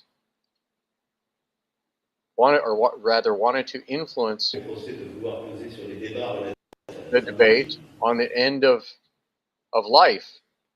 So he's saying that that media wanted to end the debate or influence the debate on the end of life, on their fight, the Freemasons' fight, right, for euthanasia and genocide, basically, as they're doing, targeted genomics and so on, right?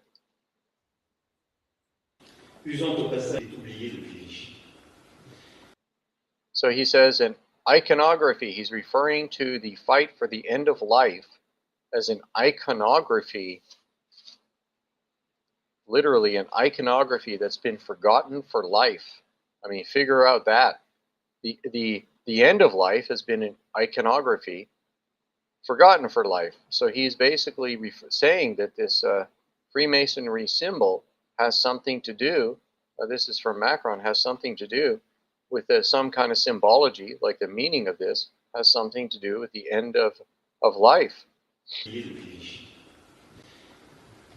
And he says to all the Freemasons at the Grand Lodge, I say to you here, be proud to be a Freemason.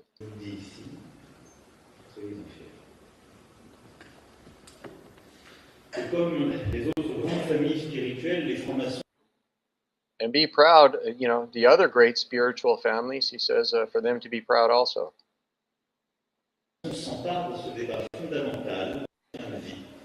He says, Freemasons are seizing on the end of life. Let's go back to that. Freemasons are seizing on the end of life. What an incredible thing to say. I'll say it too. This is a good thing. Freemasons are seizing on the end of life. I'll say it too. That is a good thing. And then we watch the stock market. Well, he's just pro compassionate care, the MAIDS program there, and having the government label you mentally ill, mentally unfit, and putting you in one of those suicide pods. You know what I mean? So it's perfectly reasonable. And we saw the London stock market lead the charge and absolutely collapse. And I bet all these Freemasons had insider knowledge and shorted it before he made the speech. Nah, that would never happen. That would never happen. Who orchestrated this massive collapse in the stock market to drop percentage points, and the bond market completely collapsed instantaneously? Who orchestrated the massive selling of all of these bonds, the dumping of this, and no purchase of bonds by all of these Freemason banks? So who would do that? It wasn't these guys, the 33 brothers, right? It wasn't them. Yeah, just in time, right? And every single year we see it at this period after May Day. After May Day here, to Labor Day, first Monday in September, these 2 weeks are brutal. And I've been calling short for a long time due to this, the pricing of the market, knowing that September, October is around the corner when these every single year a massive dump in the stock market after the market just tends to run away on itself over the summer period, and then comes the reckoning when they come back in, and boom, there it goes, and here it is again. And the market's going to be brutal with this brutal data coming out and job data coming out and revisions, and the housing market getting worse, the employment market getting worse, inflation is getting worse, it's going higher quickly, and not just in America, but also all across Europe. The inflation data is getting really out of control, despite they raised interest rates up quite a bit, and now they're talking about raising them more. I mean, this is just so crazy. They're talking about going to interest rates of 10%, 12%, possibly 20%, like it was in the 70s, 80s. For them to talk about doing this again, I mean, high interest rates don't solve inflation. It just crushes the economy. That's all that it does. Causes a massive depression. The idea is it's going to pull the money back in. Is the idea. Well, and what is that going to do? It's going to collapse the economy, right? It's supply of goods, which I don't know. They're the central banks that engineer the boom and bust, so they know best. Yeah, this is the fraud that they do. They say inflation is based on printing and the money supply. Oh, there's too much money amongst these slaves, so we got to suck all the money out of their hands, and somehow that will make the price of goods go down. When they're all not working, they don't have any money. You got to make it hard to live, and then that'll make you feel better. Right? They don't have any money. The slaves don't have any money to pay anything for the goods, so that's how the prices are going to go down. This is their argument. Instead of simply producing more goods, there'll be more goods available, and then the prices will go down. They don't want economy of scarcity. Right? They don't want to make it easier for you to get the goods, make the goods cheaper by producing more. No, they want to destroy you and your financial security so you can't afford the goods, so then the prices go down. They want to destroy the demand side of the equation instead of destroying the supply side of the equation, right? Moving on here too, they're still killing the hell out of each other there in Ukraine, Russia. Ukraine is the first country to routinely use AI-powered drone swarms in combat against Russia. Go Ukraine, right? Local startup Swarmer built software that lets drones coordinate and decide when to strike. A Ukrainian officer, quoting him now, said, "You set the target and the drones do the rest." Ukraine has deployed the tech 100 plus times, usually with 3 to 8 drones, and testing up to 25. A swarm of 100 plus drones is in testing, and that's per a report out of the Wall Street Journal here. And so they are on the forefront of technocratic warfare here now. Skynet warfare, it's coming online. AI powered drones, the swarms have been around a while, but and they don't mention here, and I don't have the full article of the Wall Street Journal, if they are autonomous or what is going on here. But we have to watch this as it develops. Palantir, more technocracy here. Palantir is now installed in 24 UK public institutions, including the NHS, the police forces, the Ministry of Defense, the Cabinet Office, and the, I don't even know what this is, DLUHC, a UK listener can probably knows what that is. UK councils are next. Coventry City Council now has a contract with Palantir overseen by Keir Starmer. Peter Thiel, the co-CEO of Palantir, thinks Greta Thunberg is the Antichrist, that the NHS makes people sick, that freedom and democracy are no longer capable, that Trump is wonderful and is also pro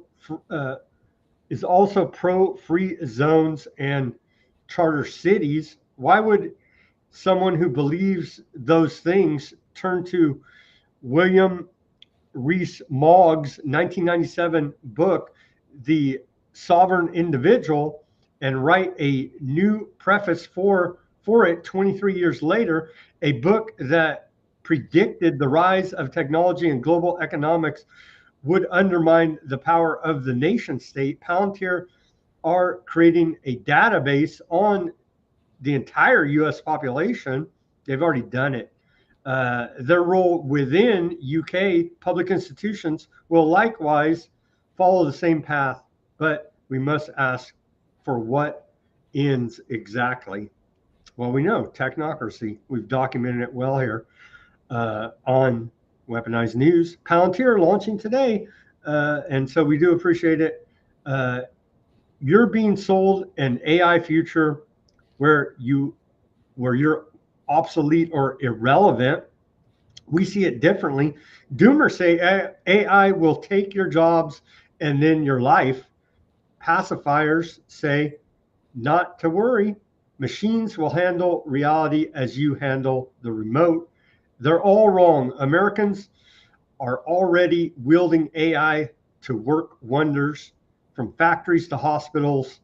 They're ditching spreadsheets to solve real problems, make real things, and kickstart the most prosperous era in our history. Today, we're launching Working Intelligence, the AI Optimism Project, to show you American workers have conquered everyday adversary and technical challenge that fate has thrown their way. With Working Intelligence, the next revolution belongs to them, the AI optimist at Palantir and beyond. And tomorrow, if we have more time, hopefully we'll have more time, we'll take a deeper dive look at this. What do you think of this? Bring that back up again. And then they own themselves with their profile. And notice the top right corner. What does that say under Palantir there? What's their slogan? Top right, over to the right, the other side there. Relevant, under relevant people, up top. Palantir logo on the right-hand side there, under relevant people, under the search bar. Oh, software and domain that dominates, yeah. Right. Software that dominates. So it completely just destroys everything that I just said there, right? They are for domination. Here they're lying that they're not for domination, but of course, Alex Karp, the famous genocidalist, Talmudic supremacist, you can't even say this on YouTube without triggering some antisepticism, warnings and whatnot. So, right, the name that shan't be named, and he's all for that. He's right to openly campaign for complete and total removal, stripping of free speech, human rights, right, to dominate this domain, and to dominate dominate the domain of speech, and then also banking, and pro-social credit score for these purposes, right, in his software that dominates platform. So yet another psyop. Thank you. But of course, YouTube is against the teal. They don't call it a technocracy. They're careful not to say any of that. They don't recognize that exists. So that's all a fake internet conspiracy theory. But hey, Teal, It's been very well documented already. Trump, if they're working with Trump's side, they're all bad. But if they're working with the Democrat Party, well, it's all good. So if there's ever so screw you, Trump. Right, if there's a rotation again to the Democrats coming up, which I know that, but it's the same oligarchy, you see, and so maybe people can get that through their thick skull. It don't matter what puppet Republican, Democrat they put up there as the front man. It's the same freaking oligarchy. So I mean, it's not that hard to understand, but apparently people just can't pull their head out of their political parties enough to see what's right in front of their face. Okay, moving on here. We're almost at the 2-hour mark, and we still have the Aardvark genocide to cover.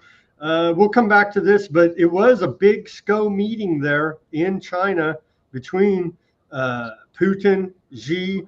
They signed 20 cooperation deals at SCO Summit to confront unilateralism. And so they're best friends. We've been reporting on it a while. They're hugs, kisses, like that. Old Putin and Xi. And so Putin's the most evil man in the world, YouTube. We don't know how we feel about Xi, but he's probably good. I don't know. He's evil too. What the hell? And then we have this via Simon that we'll go over and do a deeper dive tomorrow on as well. Concept paper on the Global Governance Initiative. And this is coming out of China.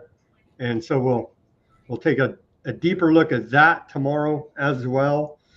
Okay, moving on finally to the, by the way, let me just tell everybody, I voted for Jill Stein this last time, as if voting even mattered, just as a protest vote. I voted for Jill Stein, and I realize she's a far left-wing socialist, call me whatever, blah, blah, blah, but she's a peace candidate, and she's against the Aardvark genocide, and so that's why I threw my vote her way. Jill Stein here. She said, the debate is over. It's time for sanctions, military embargo, stripping Aardvark Land's UN credentials, and sending a protection force to deliver aid and protect civilians.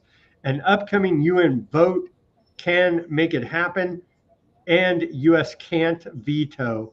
So, of course, U.S. will veto there. But, yeah, it's, as I reported yesterday, Aardvark Land committing genocide in Gaza, world's top scholars on the crime say. And so, yeah, it's they're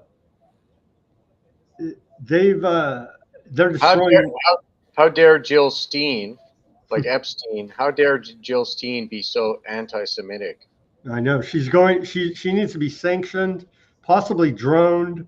How can she be against herself, right? Well, hey, when you need to control both political parties, that's what you do. When you zog a government, that's what you do. You run both sides, you control both sides, you fake the issues, and since there's so many of these people that are against this, then you fake and pretend that you represent them, so that you can get the support, get into power, and then, right, and a presidential candidate. How about that? Then you can, right, zog the literal White House by pretending to be a representative of these people, and that's how it's done, folks, and that's how it's been done, and that's why America is now a proxy state of Israel.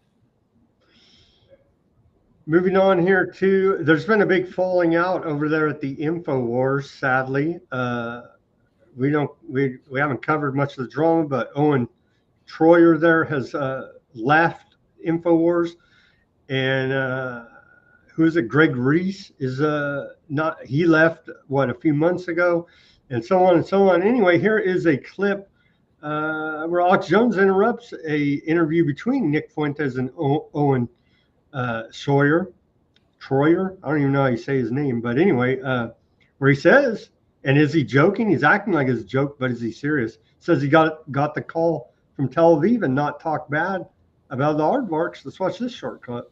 But I want to get back to what you were saying about college, because I think it's Hold on a second. I just got a call from Tel Aviv. It's got the call. Stop talking about Israel right now.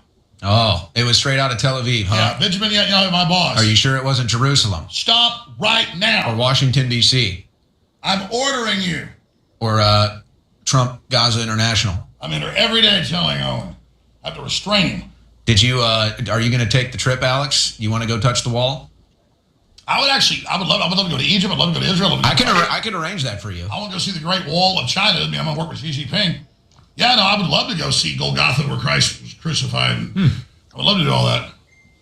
Would you kiss the wall? Like Vance? Probably to troll people, yeah.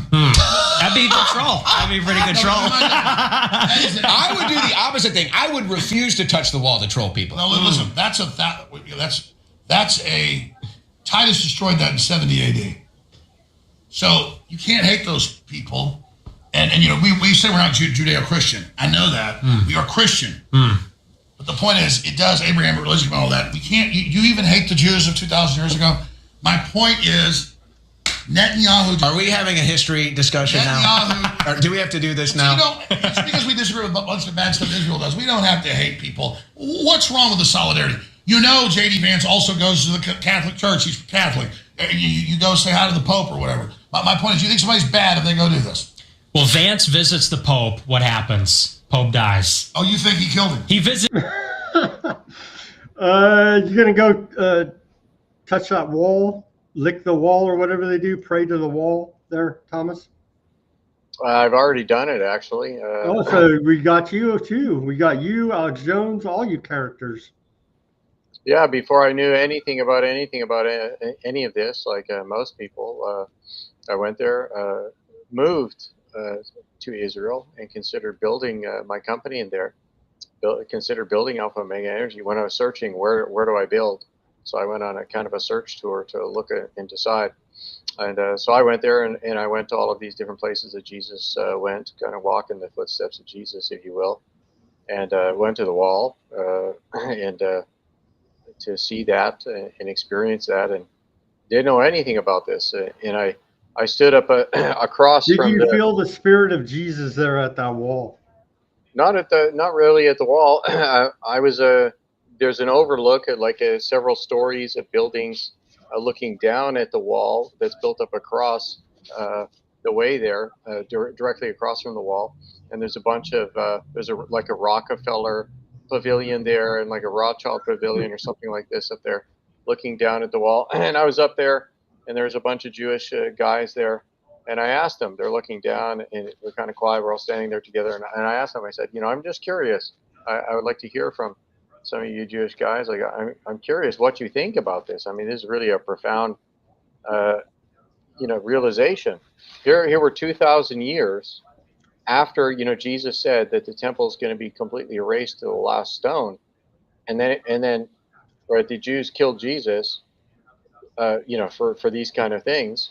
And then, it was just the temple was destroyed to the last stone, just like Jesus said. And for 2,000 years, the Jewish people have not been able to get back to their temple.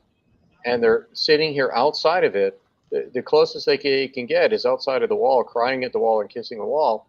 And that's it. And they still can't get inside. For 2,000 years, they can't get inside of there. I mean, it's really, I would love to know, what do you guys think about that? They denied Jesus, rejected the Son of God, the Savior, promised in the Old Testament, the Torah and Tanakh, and here for 2,000 years you have this punishment. What did the Jewish people say about that? I've never heard anything. And I said that, and it was just like you could see this massive, profound effect on their minds, and they just went completely all dead silent. They had no idea what to say, and they're just sitting there like looking at the wall and blown away by what I said. They had nothing to respond at all. Well, you're lucky they didn't call you Hamas and whack you over the head. Did Italy dock workers really threaten to strike in defense of the flotilla going there to Gaza? I saw a report. I do believe they did. They said we'll shut down Europe if aardvarks try to block the latest aid flotilla going that direction. So I do believe that report was correct. Sadly, here, I'm not going to show the image, but aardvarks slaughter at least 10 Palestinians, majority of them children. We got the image here of the dead children. It's quite horrific. They're waiting in line to get a clean drink of water at one of these aid stations. Look at this Orwellian headline out of Newsweek. This is very Orwellian. Aardvarkland's war for peace. Again, war for peace. In Syria, tests new leaders hold on power. They're having a war for peace there in Syria, Thomas. Like, what the hell is the Newsweek thinking with that headline? That's crazy. Tom O'Connor at Newsweek. Well, who owns it? Who owns Newsweek, right? Well, it's Muslims do. Aardvarkland launches new military surveillance satellite into space.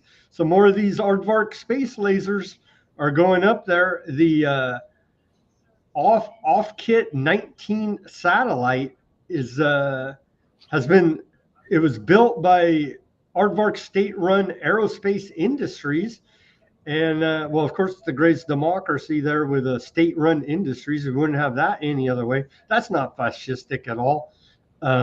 Maybe they learned something from that, a thing or two from Germany in World War II, just saying. They're sure acting very similar, probably even on par with them at this point.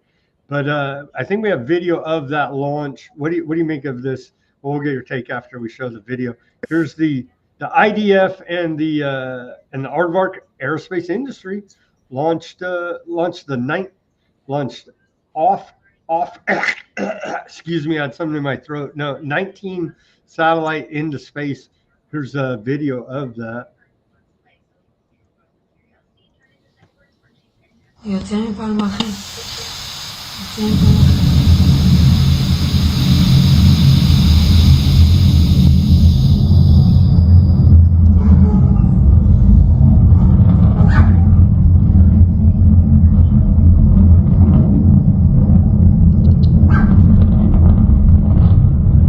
For whatever it's worth, what do you think of these satellites, Thomas? I know you're skeptical of space as it's presented to us, or NASA, and this type of propaganda coming out of America and other places. What do you think about this? Is this a balloon, or is this actually a satellite as portrayed orbiting the planet? What do you think?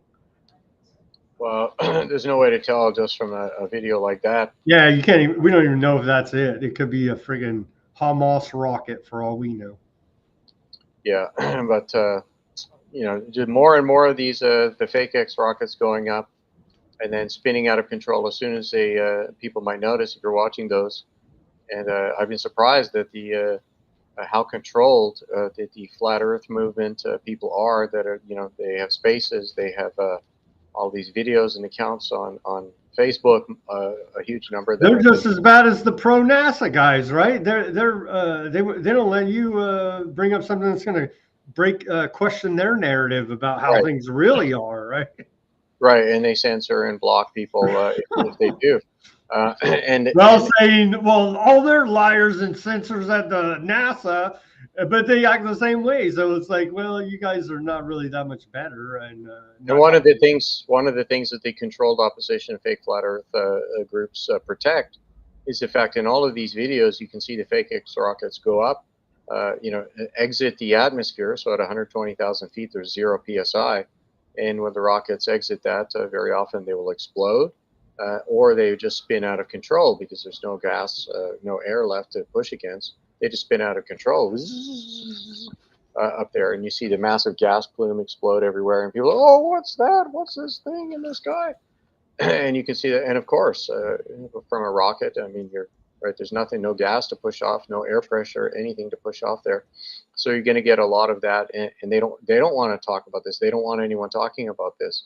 What the actual features are. Above what I call the 0 psi line, where everything actually changes in electrophysics, and they don't want anyone talking about this. And isn't that interesting? Don't talk about it.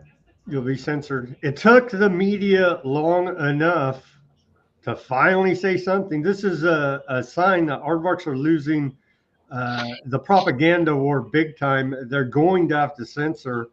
As Vivi has called for, censoring the algorithms on the interwebs. They've already taken over TikTok or put in a former IDF woman there to go ahead and be the chief of censorship. And Bibi last week called for censorship of the interwebs to go ahead and shut down any anti-Semitic behavior, or even calling them out for genocide. I don't know how they're going to shut down international scholars, the United Nations, France, Germany, and the UK, but they may very well try. They're crazy. But the mainstream corporate media finally got a bug up their butt and decided to report on. It's now 248 journalists have been killed since October 7th, the worst attack in the history of the world there in Gaza, in that war-torn region. And finally, there was 6 whacked last week, at AP and a Reuters, I believe. But finally, here we see and by the way, Weaponized News has been reporting on it the whole time. I think when I first saw the reports, it was around 40 or 50, and I was like, that's crazy. But now it's up to 248. They got this guy. Today. Another one, and so we'll show his image. But they just say, oh, they're all Hamas terrorists. That's why Aardvarks won't let international journalists in to report any of this in the West Bank, in Gaza, anywhere in there to report on the genocide, the death, carnage, and destruction that they've wrought upon the Palestinian people. But this poor soul, another one they whacked. And so, but that takes me back to this report. Oh, CNN is finally saying global media outlets unite to protest Aardvark's killing of journalists in Gaza. It only took 248. Like, damn, man. You know what I mean? But CNN goes on to say here, multiple media outlets are coordinating a large-scale protest on Monday, that would be yesterday, to demand Aardvarks stop the killing of journalists in Gaza and call for international press to be allowed into the enclave to report freely. Nearly 200 outlets from 50 countries will take part in the demonstration, according to organizers, with print newspapers running blacked out front pages, broadcasters and radio stations interrupting their programming, and online outlets disrupting their homepage. Well, if they would have been on it like Weaponized News, they wouldn't have to do any of that because we've been reporting on it the entire freaking time. Where have you guys been? Where have you been? Well, at least they're reporting on it now. Better late than never, I guess, after almost, 248 dead over there. But they're all Hamas. What the hell? You know what I mean? So I guess it's perfectly reasonable. But Aardvarks are losing the propaganda war big time here now, with all of this mainstream corporate media even pushing against them in their own self-interest because they're whacking their journalists. What the hell? They're Al Jazeera Hamas, so just whack them. You know what I mean? I guess they all are. And so that's the official story of Bibi, our shadow president. I'm sticking to it. Aardvarks holding a record number of Palestinians prisoner. This is often not reported enough, even by me. We have reported on it. The horrific treatment at Aardvark prisons for Palestinian prisoners. But there's a record, because we're always hearing hostages. Yeah, let the hostages go. Nobody says take hostages. It's wonderful. You know what I mean? Maybe radical jihadists do, or Hamas does, but nobody in their right mind says that's the right thing to do. Anyway, but that's all we hear here in America is the hostages. Yeah, Hamas bad. Let them go. Right. Okay. But did you realize that a record 11,040 Palestinians are being held in Aardvark prisons as of yesterday? And old Ben Gavir goes over there, and there's constant videos. I don't even play half of him. He put up a giant poster there at one of these prisons, mocking the Palestinians about how they destroyed them.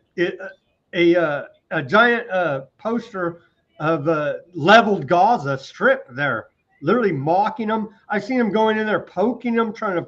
He's Ben Gavir is a constant provocateur maniac. That I literally saw him. He's trying to provoke a reaction, right? And then so he could kill him or have him beat half to death, whatever the case may be. But anyway, that guy's in their prisons constantly provoking prisoners in already horrific conditions over there.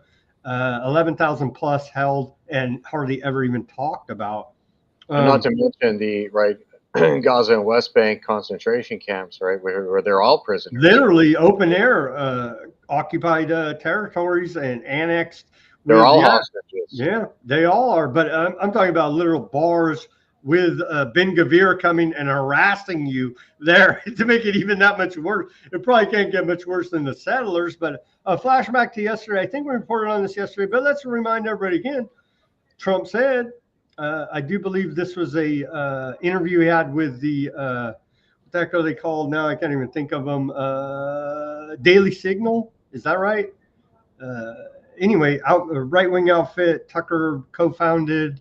What the hell is their name? I can't even remember. Anyway, I'll try to think of it. But here's an interview from Trump last week where Trump says, yeah, I'm aware of it. So Aardvark land is amazing. Yeah. And they're talking about you're losing. Well, let's go back to the interview. Reese, to give you the full context here again, a different war. Aardvark land, a March Pew poll found that 52% of surveyed U.S. adults had an unfavorable view of Aardvark land. That's down, or that is up from 42% in 2022. Among young Republicans under 50% have an unfavorable view of Aardvark land. That's up from 35% in 2022. There's a growing group within the MAGA, America First Coalition Republicans, especially younger Republicans, who are skeptical of our support for Aardvark land. Are you aware of this group? Are you worried about it? He says, yeah, I'm aware of it. That's Trump now. So Aardvark land is amazing. What? And then here he openly says that Aardvark land was the strongest lobby I've ever seen, talking about AIPAC and other Aardvark lobbying groups. They had total control over Congress, and now they don't. I would argue they still do, but I guess Trump doesn't seem to think they have enough control there over Congress, not registered as foreign agents, which would, if they would simply do that, then everybody would, it would take the heat off them, but they refuse to for some strange reason. They are losing the propaganda war, even admitted here by Trump. And now you have the mainstream corporate media even pointing the finger at them. They're losing the propaganda war here big time. They may go with the Samson option. Who knows? The religious fanatical maniacs at this point. They may try to blow the whole place up and the world. Who knows what they're capable of and what all munitions they can set off to do such things. But they're getting desperate here now. But they're going into Gaza City regardless. Aardvark land begins ground operation in Gaza City, IDF chief says, and it's being reported this is Netanyahu's going against much of his military. IDF has had advised against this move at this time. And Netanyahu says, I don't care, we're going in. And so they're going in. Tens of thousands of reservists have been called up. As we continue to report here, the suicides in the IDF are up, and they're taking casualties in the IDF, and morale is down, and it's quite horrific. It is quite a horrific situation, even for Aardvark IDF at this point here now. The maniac Netanyahu doesn't care. They march forward. Let's watch. I think we had a report. Maybe we don't. I thought we had a video report. Maybe we don't. But you can see one of the images here in the thumbnail. They literally flatten the whole place, right? They flatten it. This is what it is. They're going to bulldoze it all out and rebuild a AI smart city, Trump Riviera, as was proposed. And what is it? They're going to try to issue them some type of digital tokens. They're all, of course, all run by technocracy, Sachs, and others there. Palantir, Peter Thiel, the whole crew of technocracy, big tech. Musk will probably even jump in on it, but try to issue them some digital tokens for their land that they're ethnically cleansing them off of, and somehow Scam Altman's scam for Altman is WorldCoin. Why not, right? Yeah, and somehow I forget the name of it. It's not the all-seeing eye coin, but it's just another whatever meme coin, but I guess backed up by the land there, theoretically, and somehow they're going to kick them all out, ethnically cleanse them, issue them these coins, and then say how great of humanitarians they are. Maybe you get a piece of the action back here in the new 15-minute smart city, that utopia that we're creating. And so that's the plan, apparently, is one of the plans about how they're going to go about. I don't know how they're going to go about doing it, but that's one of the plans they're floating out there right now. Yeah, so even Aardvark Land military is saying, no, we don't want to go do this. Now is not the time to do a full-on invasion and take out the rest of them. They don't care. The political leadership there in Aardvark Land, Bibi, and the rest of these maniacs, Katz, Ben Gavir, Smotrick, all these characters. So there you go. And we continue to report on it. And the Orthodox Aardvarks there are pushing back as well. It's against their religion. I know they're anti-septic, but they say we're not going to go, serve in your military because we're pacifists. And they say, no, you're anti-septic, Hamas. And they're like, no, we got the curly cues, the whole 9 yards. We're like stereotypical. They say, we don't care. You're freaking Hamas. Get in the military now. And so, internal pushback, giant protests there in Aardvark Land against Netanyahu government every time. And there's an ongoing corruption trial for Netanyahu there in Aardvark Land. Trump says it's just fake news and they're out to get him. Seriously? Yeah. Anyway, every time it comes up some kind of big moment in this corruption trial, he goes in and bombs the hell out of somebody as a distraction. Now he's claiming he can't even the trial can't go on due to threats from Houthi missiles. And so the courthouse is not secure, he says. Well, maybe that's true, maybe not. But every time it comes up for, I believe it's his testimony at his and his wife's corruption trial, there's always got to be an excuse. What the hell? Let's bomb Iran. And that's the way it's been going for a very long time here now. It's quite a sight to behold, Thomas. So yeah, pushback all around, and Netanyahu and the top guys over there, they just don't care. They march forward. They're going into Gaza City, and it's going to be quite horrific.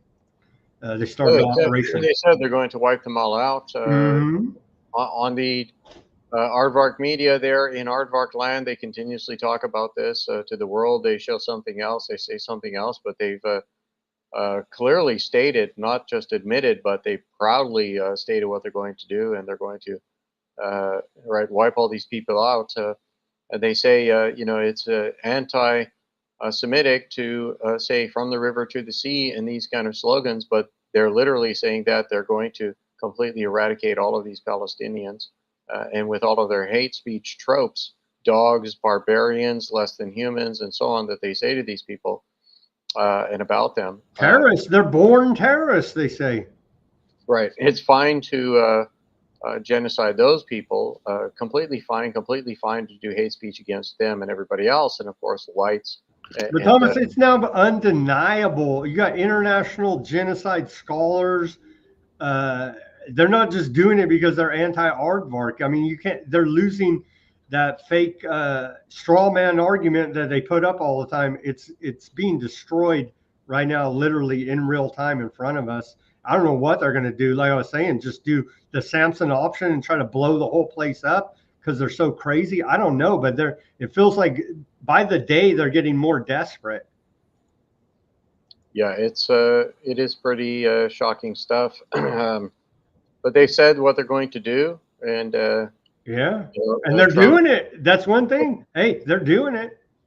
and it's a proxy state, and they've successfully subverted both sides of the American public against each other and against these fake political party puppet shows, right? Instead of doing everything that they can to prevent a unified movement and unified solidarity amongst the people, which must occur in order for any change of that to actually happen. So that's what's being done to us all.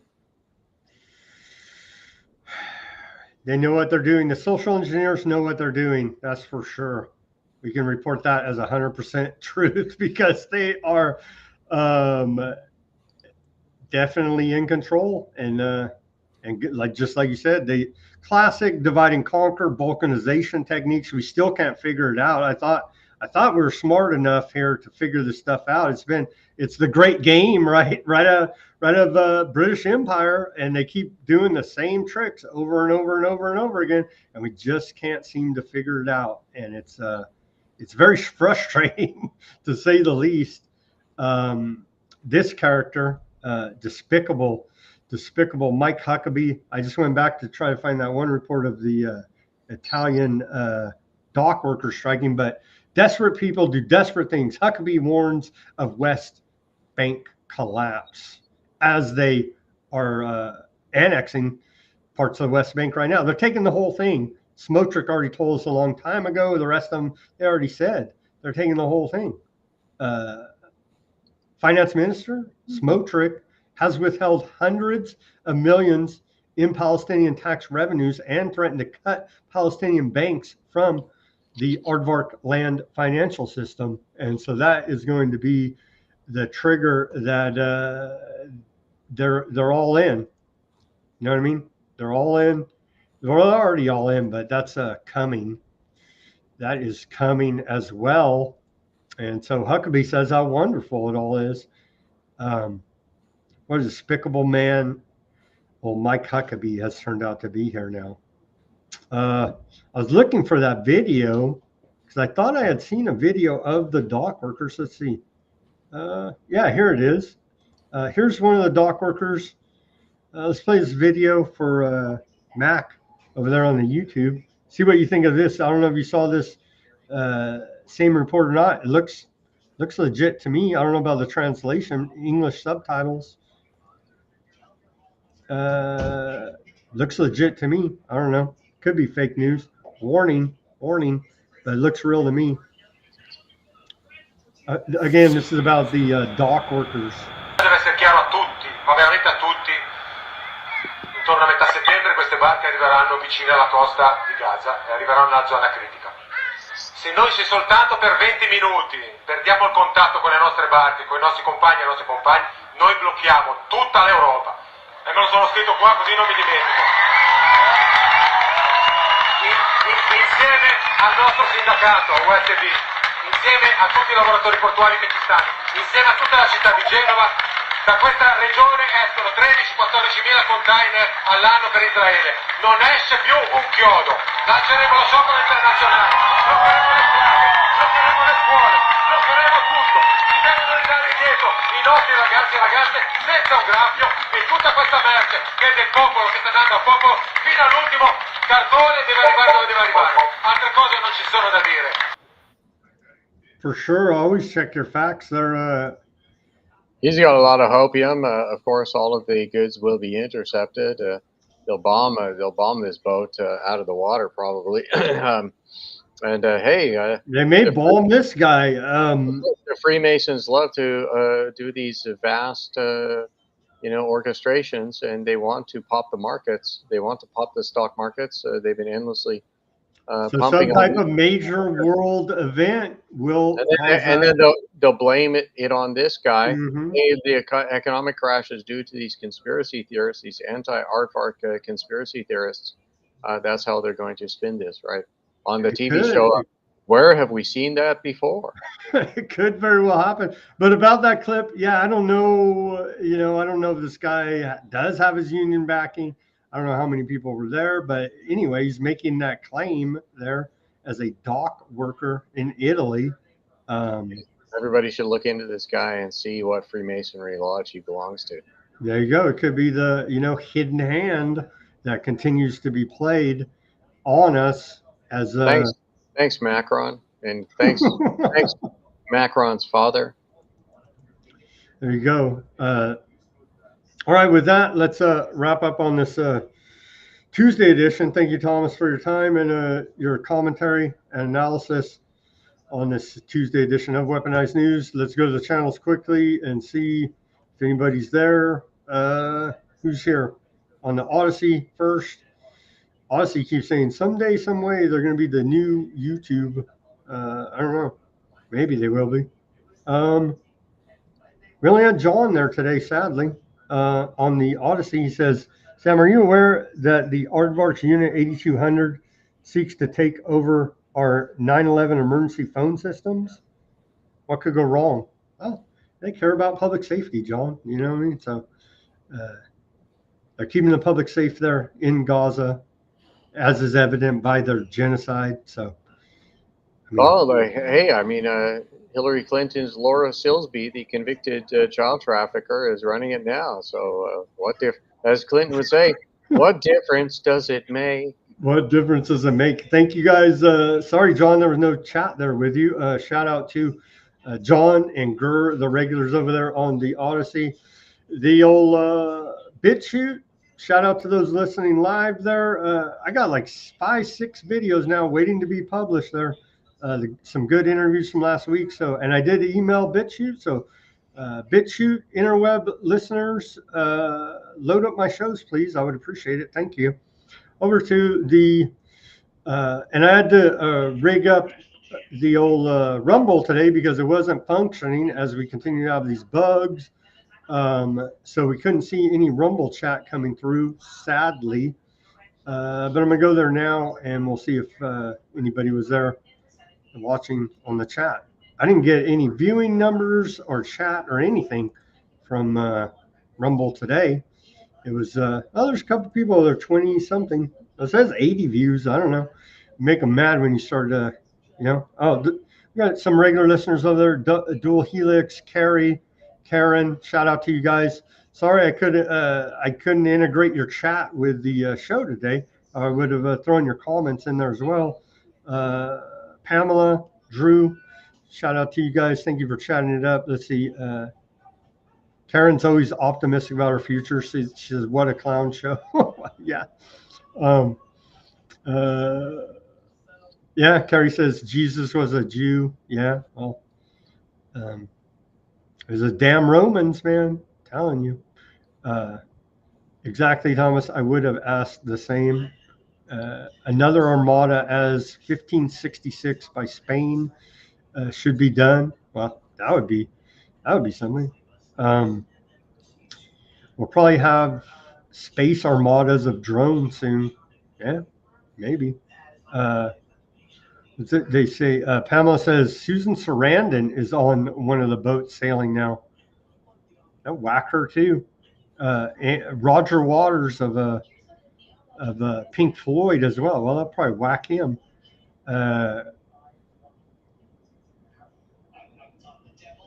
Yeah, he's been speaking out about it for a long time. Well, thank you guys for tuning in and chatting it up. Again, sorry I couldn't share your comments as we have the dog is barking. So that means it's time to sign off. Thank you to everybody for tuning in on Kick, Facebook, Twitch, X, and YouTube. And with that, everybody do your own research. Peace, love, and freedom. Speak out and take action. Have a great rest of your Tuesday evening. We'll be back here on Wednesday.